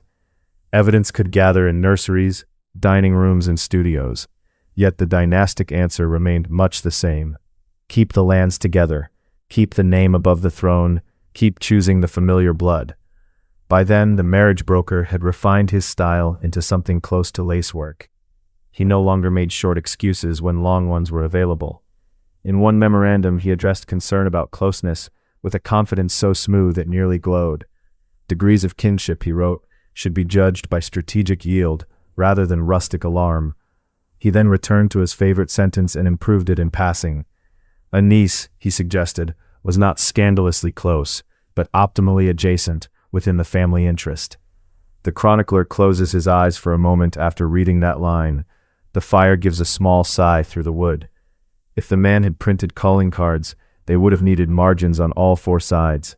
His specialty was clearly strategic family optimization with an alarming faith in geometry. Still, the broker was not inventing the taste for this. He was only putting elegant shoes on an old family habit. Once Philip had married his niece, and the sky had not fallen, later proposals could look almost modest by comparison. A first cousin after that might pass for restraint. That is one reason the Spanish branch kept narrowing its own circle. The exceptional had become normal through repetition and paperwork. Philip III grew up inside that narrowed world. The household around him was full of ordinary motion, even when his inherited burdens were not ordinary at all. Servants aired sheets over ropes in cool morning rooms. Gentlemen argued over sleeves and ribbons. Kitchen boys carried up eggs, broth, quince paste, and dishes softened enough for royal mouths. The body of the dynasty now carried the record of the dynasty. What treaties had once done with ink, heredity was now doing with flesh. The chronicler does not make that sound like punishment. He makes it sound like an old house settling after too many additions. Rooms had been built inward for safety. The corridors had become close. Air still moved, but less freely. By the end of Philip's reign, the pattern stood visible to anyone patient enough to compare the children, the portraits, and the doctor's pages. No single sign told the whole story. Together they did. The marriage to Anna had not invented Habsburg inbreeding. Earlier generations had already prepared the ground, with diligence and confidence. But this match pushed the practice over a line that could be seen without squinting. An uncle and niece were no longer a whispered possibility. They were state policy in satin, and because the union also sat atop older family loops, the consequences did not begin from zero. They arrived already carrying yesterday with them. That is why this page matters so much to the chronicler, not because it is the strangest, though it is strange enough, but because it makes the pattern undeniable. Here the dynasty stopped merely favoring the near relation and embraced the nearest useful one. Here arithmetic and ambition became close companions. The room around you feels smaller as he says it, though nothing has changed. There is still wood smoke. There are still 2 cups of wine. One has gone untouched, long enough to grow cool. He smooths the journal flat with the side of his hand. The page beneath it holds names, repeated so often, they begin to look like echoes. Philip, Maria, Anna, Maximilian, Philip again. A family tree would at least pretend to reach outward. This page only folds back in upon itself, neat as a cuff, and almost as tight. The chronicler does not press the point any harder. He has learned, like the physician and the painter, that some truths do their work best when simply laid on the table. So he lets the little facts remain. The uncle, who was also a cousin. The bride whose dowry included a doubled line of descent. The child who inherited not just crowns, but accumulated chances. He lets the studio light remain too, the turned face, the careful shadow, the hand placed just so beside the collar. He lets the doctor keep his cautious phrases. He lets the broker keep his impossible confidence. He lets the jaw sit where it has decided to sit. Then he turns to the next page very slowly. You hear paper lift, settle, and rest, as if the whole century has exhaled into the fire. The chronicler turns a page with one careful finger, and the paper gives a dry little sigh. The candle has burned low beside his journal. A rim of wax looms over the brass, like a soft white curtain. You can smell tallow, old leather, and the last sweet note of wine in the cups. He says that by the time Charles was born in 1661, the family habit had become almost a household rule. It had begun as policy, then turned to preference, then to reflex. A bride was sought in the same rooms where the cousins already knew the prayer times. In Madrid, the court prepared a nursery with the usual gravity and the usual fuss. There were warmed cloths by the hearth. There were silver basins, folded linens, and a nurse who knew how tightly a swaddling band should lie. A christening candle was set aside before the child had even drawn much notice from the wider kingdom. That was how courts behaved. They put the lace in order first, and trusted God with the rest. His father was Philip IV. His mother was Mariana of Austria, who was also Philip's niece. The chronicler does not linger over the family shape. He merely taps the margin with one nail, as if the page can do the arithmetic alone. Later scholars did those sums more directly. They found the ancestry folding inward again and again, like paper creased along the same line. The number they reached was unusually high. It stood near the level one might expect from a far closer union than the court would ever speak aloud. Courts then did not speak in numbers for such things. They spoke in titles, dowries, and portraits. Repeated names on a pedigree could still look grand in gold ink. Parchment is very forgiving that way. The old marriage broker does not appear in person on this page, though the chronicler smiles as he mentions him. One can almost hear the old diplomat clearing his throat and saying, with professional serenity, that they were cousins of a very particular and strategically useful kind. By 1661, even that sentence would have needed a slightly longer breath. At the birth, the bells rang as they should. The kitchen sent out broth to the waiting servants, and the chapel laid out fresh altar cloths. A dynasty was still a dynasty. It did not stop to inspect its own foundations while the candles were lit. The infant prince was named Charles. He was the longed-for son of a house that had spent generations closing its own circle. In the court records, his arrival was greeted with relief first. Relief has always been quicker than reflection. You can almost feel the starch in the linen wrappers. You can hear slippered feet on polished floors beyond the nursery door. Somewhere, a clerk trims a quill. Somewhere else, a lady folds away the tiny first cap with ribbons no wider than a finger. The child was slight. The child was frail. Those first reports use the sort of words that hope keeps very neat. The first weeks passed in the usual pattern of prayer, feeding, and careful watching. Wet nurses were consulted. Blankets were aired. A small brazier was kept steady, so the room would not turn sharp with winter damp. The court had done all this before. It knew the household motions by heart. Yet Charles had come into a family where the old familiar trait was already waiting. The jaw, that settled old guest from earlier pages, had not merely returned. It had arrived early, found the best chair, and shown no sign of leaving. At first people saw only hints of it. Courts are gifted at calling a thing slight when it is still becoming itself. His face lengthened as he grew. His lower jaw pushed forward more than those around him found easy to ignore. The family resemblance, once described with cheerful phrases about strength and profile, had deepened into something plainer. The portrait painter's old language still hovered nearby, of course. There was always talk of distinction, lime, and noble bearing, but in the nursery, noble bearing did not help a child chew. This part deserves to be told plainly. Charles lived with lifelong frailty. His body did not answer easily to the demands that court life kept placing on it. He was slow to grow stronger. He was often ill. He tired quickly in a world that loved long ceremonies and heavy clothes. The jaw made eating hard. The tongue did not always work with the mouth in the simple rhythm that clear speech requires. That meant patient meals. It meant attendants waiting beside dishes that cooled, while the palace clocks went on with their business. Dr. Hieronymus, who had once written with brisk little notes, now began to write like a man setting down glassware.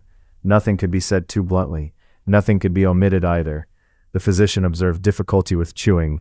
He observed weakness in the limbs and a manner of movement that could be stiff or uncertain. He observed long recoveries after common sicknesses. He observed that strength, when present, came in narrow measures and did not stay long. There are records of restricted mobility. There are records of fragility carried from childhood into adult life. The chronicler says all this gently. He says it as one might describe a lamp that always needed shielding from the draft. The days around Charles were arranged to spare him needless strain. Food was softened. Meat was minced finer than usual. Broths were thickened with bread, egg, or almond milk. There were custards spooned carefully. There were soups that had been passed through cloth, so no stubborn bit remained. At table, napkins were changed often. Cups were held ready. Gentle pauses were built into the meal, as if they had always belonged there. Children at court were expected to sit, bow, cross themselves, and endure. Charles had to do these things more slowly. His shoes were made with care. His stockings were drawn on with patient hands. His sleeves were eased over arms that did not always welcome haste. A court can make an entire ceremony out of helping someone into a coat. It calls the result dignity, and often it is. When Charles was old enough to be seen more widely, the palace learned a new skill. It learned how to turn management into pageantry. It learned how to hide effort inside routine. His public appearances were planned with exactness. Time, weather, distance, and stair count all began to matter very much. If a route crossed polished stone, rugs might be laid. If a chapel was cold, braziers would wait out of sight until the last minute. If a platform had steps, A chair could be shifted so that fewer of them were needed. The trick was not concealment in a crude sense. The trick was grace. Everything had to look unforced. A hand offered at the proper instant could pass for courtesy instead of support. A pause taken before a bow could seem regal rather than necessary. Courts had whole libraries of such small adjustments. The Spanish court was especially good at stillness. It prized gravity, quiet faces, and slow movement already. That style helped. A world built around measured pace could sometimes shelter a fragile king better than a brisk one. You can picture the chamber before an audience. The rushes are fresh. The air smells faintly of wax, wool, and the heavy powder shaken from wigs. Attendants smooth the sleeves of a dark suit. A lace collar is lifted, settled, and lifted once more until it lies correctly. A stool is placed behind the king, then moved a little, then moved back. No one says why. There were pillows in coaches, there were padded linings in chairs, there were doors chosen for width, halls chosen for warmth, and days chosen for light. Windows mattered too. Too much glare could tire the eyes, while dim rooms asked for more effort than they seemed to. Ceremony adjusted itself with the quiet stubbornness of domestic life. It became a palace version of adding an extra blanket before the night turned cold. If Charles had to ride out, the timing was careful. If he had to hear petitions, the order was arranged so the harder business came first. Long masses could be broken by a seat placed just near enough. Processions could be shortened without appearing shortened at all. No one in the room would have called this an accommodation. The age preferred older words, such as custom, reverence, and proper order. Yet the thing itself is plain enough to see. A great court kept remaking the day around one vulnerable body. It did so with discipline. It did so with tenderness.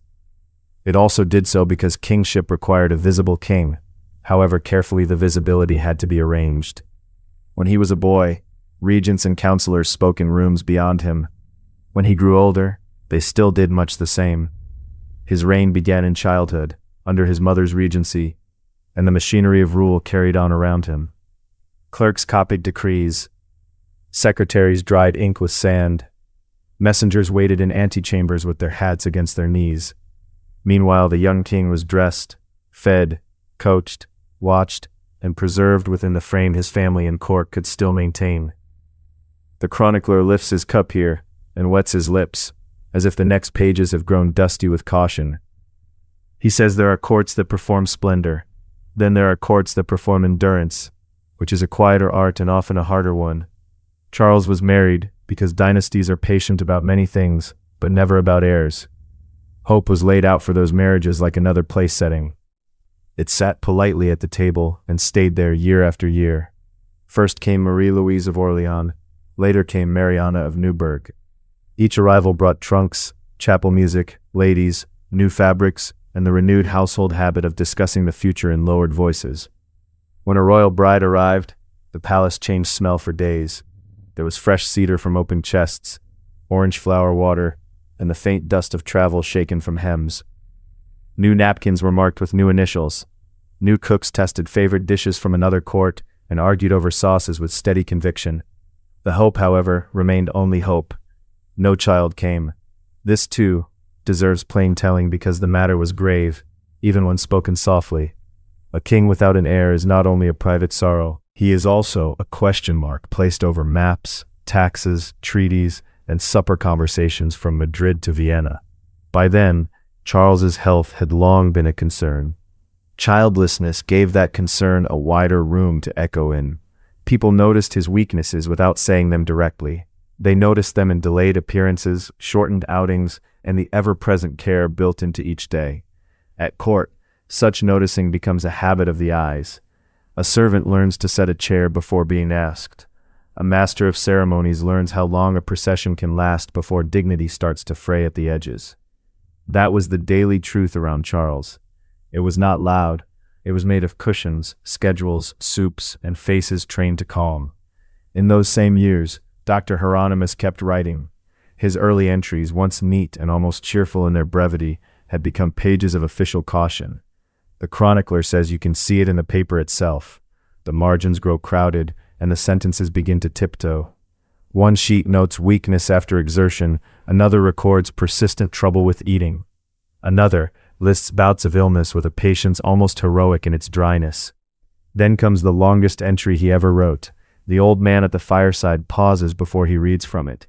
Even the oak beams above seem to settle and listen.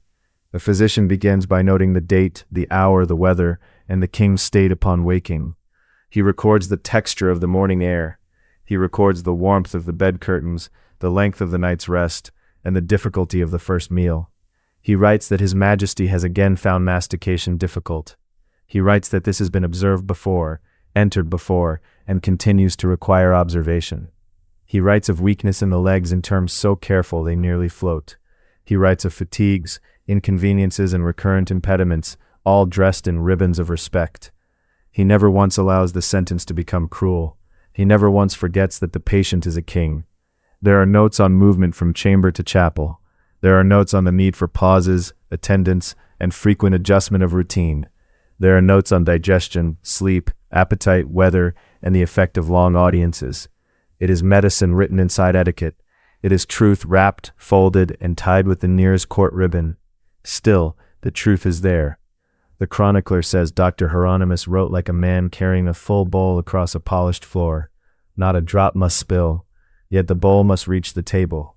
The last page of that entry narrows as the hand tires. The ink grows faint where the quill needed trimming and did not get it in time. A little scatter of drying sand still clings to the fold in one place. The chronicler says he brushed it away once and regretted it at once. The physician closes with a line as dry as old toast. He states that the foregoing observations are submitted with loyalty, discretion, and continued concern. It was his last entry. Soon after, the journal stocks. No dramatic note marks the ending. There is only a blank space where another page might have been. It feels, the chronicler says, like a chair left empty after supper. You can hear the fire settle in the grate. A bit of wood gives way with a soft inward crack. For a moment, the room seems full of paper sounds. You can almost hear pages being turned in palaces far away, all looking for an answer they do not yet have. Charles still had to be seen. A king who vanished into curtains and physicians' rooms would not remain much of a king. So the care continued. It grew finer, quieter, and more exact. His clothing had to help without betraying its help. Tailors knew where to ease a seam, where to lighten a lining, and where a stiff collar could support a tired posture. A doublet might be cut to sit better when the body did not move freely. A sleeve could hide the work of attendants who had dressed him minutes earlier. Lace did its usual useful work. It gave the eye something else to admire. Dark velvet also helped. It gathered light in a solemn way and smoothed the outline of the figure.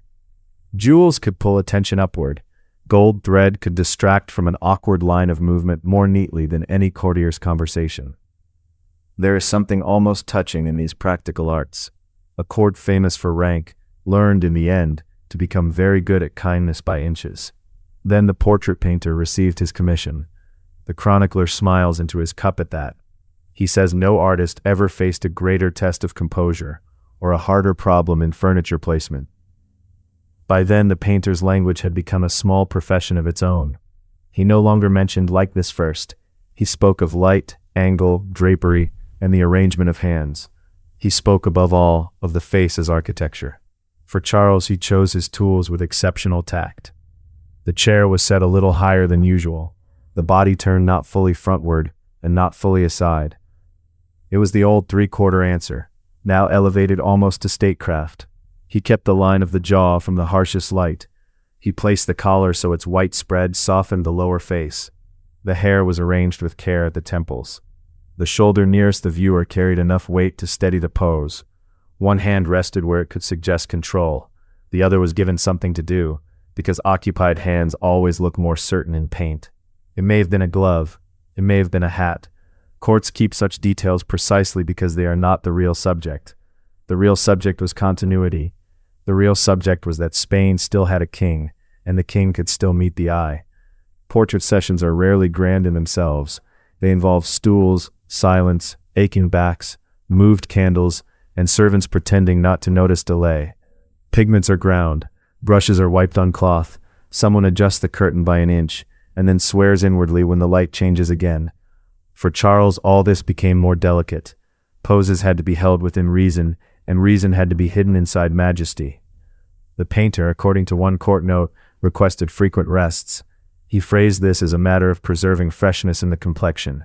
That was loyal diplomacy in its purest form. It was also perfectly sensible. If the old marriage broker had once offered strategic family optimization with the calm of a man presenting pastries, the court artist now offered strategic face optimization with equal devotion. No one laughed out loud, of course. Courts prefer their jokes to arrive wearing gloves. The finished portrait was admired. It was called grave, noble, and full of kingly seriousness. No one said it was an extraordinary act of selection. No one needed to. The painter himself never discussed it afterward. He did not complain. He did not explain. If asked about the work, he is said to have answered only in compositional terms. He had chosen a favorable angle. He had balanced the planes.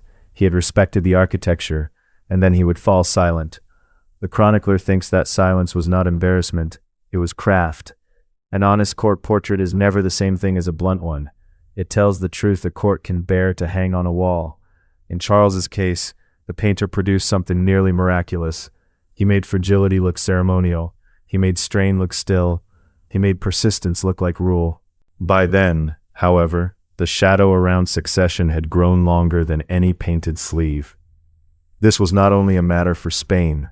It concerned Vienna, Paris, and every desk where a clerk kept lists of claims and marriages. The Habsburg habit of keeping power in the family had worked for a very long time. It had held lands together. It had stacked crowns and provinces like folded cloth in a chest. Now the same habit had narrowed the lines so far that the cupboard looked orderly and nearly empty at once. That is not a joke at Charles's expense. It is merely how dynasties sometimes leave themselves arranged. The court did what courts do when uncertainty settles in. It multiplied paper. Genealogies were copied. Family ties were rehearsed. Names of claimants passed through rooms with the soft hiss of silk. Wax seals warmed by candle flame. Maps were opened and weighted at the corners with cups, knives, or whatever was nearest. Each claim had a grandmother attached.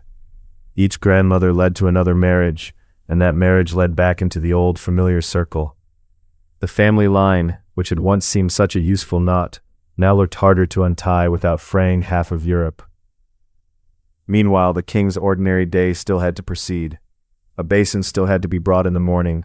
A confessor still had to be admitted.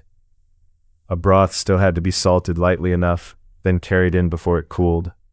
That contrast gives the story its strange, quiet shape. Enormous matters sat down beside very small ones. An empire could worry over inheritance, while a valet worried over whether the collar pinched. Charles moved through these years under constant regard. Some of it was political, and some of it was plainly personal. He inspired ceremony but also care. Even dry records can show that. There were attendants who learned his pace exactly. There were household officers who knew which chair arms helped and which did not. There were people who watched the weather because damp air cost him strength. There were cooks who knew which dishes asked too much of him. All of that belongs in the story. Power does not live only in treaties. Sometimes it lives in the woman warming a spoon, or the servant waiting one extra beat before opening the next door. The jaw appears again and again in these records, though never as directly as a modern eye might expect. It is there in the portrait choices. It is there in comments on eating, speech, and the set of the face.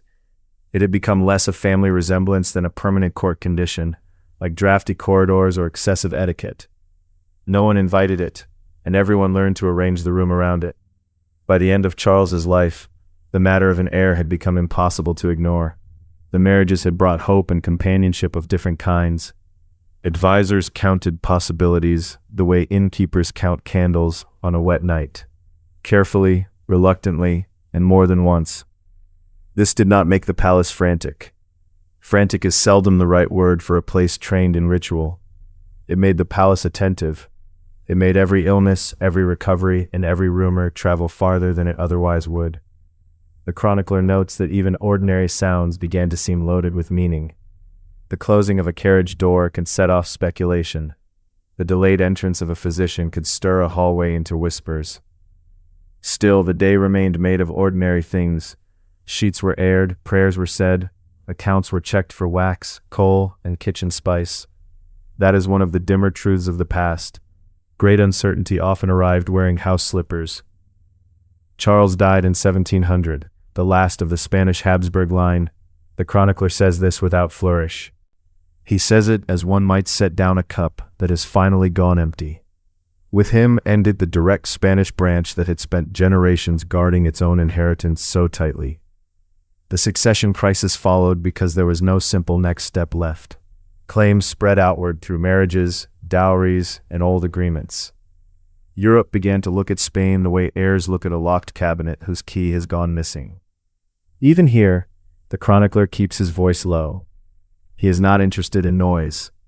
He is interested in the long, odd path that led from sensible marriages to anxious desks, from family caution to continental uncertainty.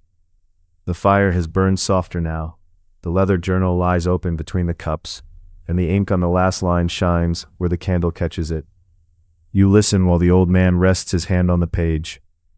Overhead, the oak beams give their familiar creak, as if the inn itself remembers old names. He says Charles was not a symbol to the people who dressed him, fed him, and waited with him. He was a man in stiff linen, heavy velvet, careful rooms, and a body that demanded endless patience. He was also a king whose family had trusted the same solution for too long. There is no lecture in the chronicler's voice. There is only that mild wonder the past so often invites. How strange it was, he murmurs, that a plan made to keep crowns from slipping away should end by making the crowns so hard to pass on. He closes the journal halfway, leaving one finger between the pages for what comes next. Outside, somewhere on the road to Vienna, a cart rolls over stones and fades into the night. Inside, the candles lean lower. The question of who inherits Spain settles by the fire like one more silent guest. It is pleasant, at the end of the road, to glance back at a few small scenes and let them glow a little longer. The old court chronicler still seems amused by that tireless marriage broker who could present almost any family match as sober good sense, provided he was given a map, a title, and a straight face. There was also that steady return of the jaw, arriving generation after generation like a house guest who had found the best chair and meant to keep it.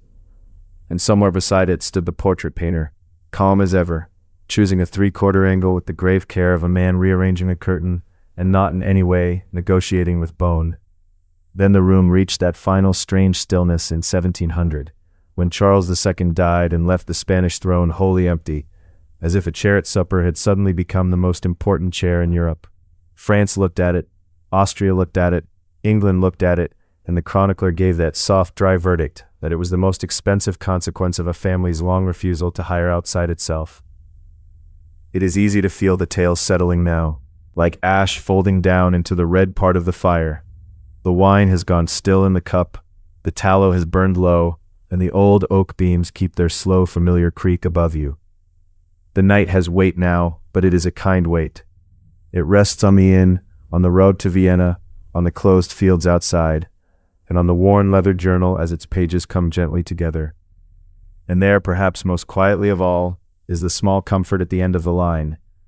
The marriage broker, so lively for so many generations, falls at last into a most telling silence, and history does not seem eager to call him back. The Austrian Habsburgs go on, of course, as old houses often do.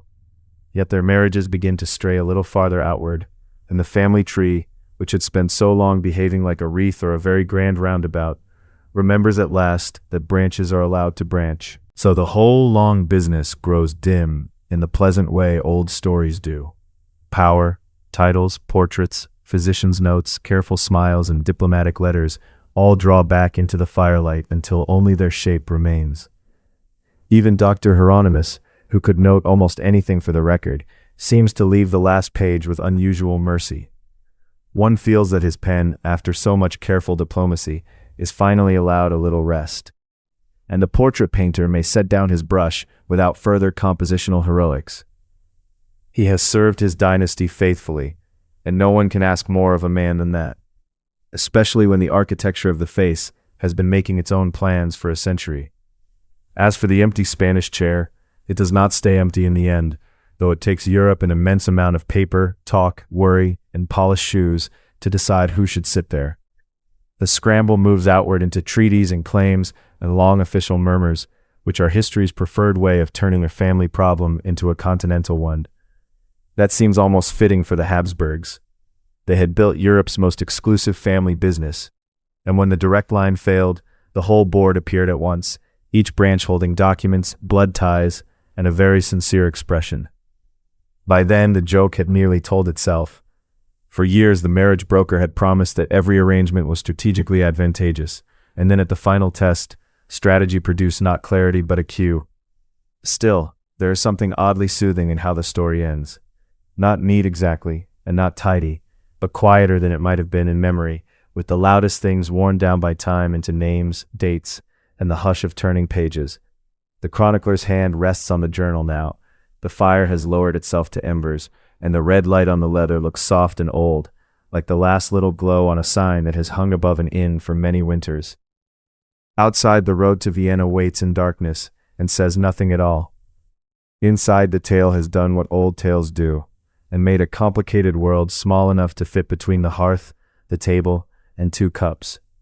At last, even the jaw, that stubborn old houseguest, seems to lose its claim on the room as the branches begin, safely and sensibly, to reach outward. May your dreams be free of diplomatic marriage proposals from distant relatives bearing territorial incentives. May your family tree branch outward, generously and enthusiastically, in all possible directions. May your portrait painter never need to make a creative compositional decision on your behalf. Thank you for listening. May your thoughts rest easy, and good night.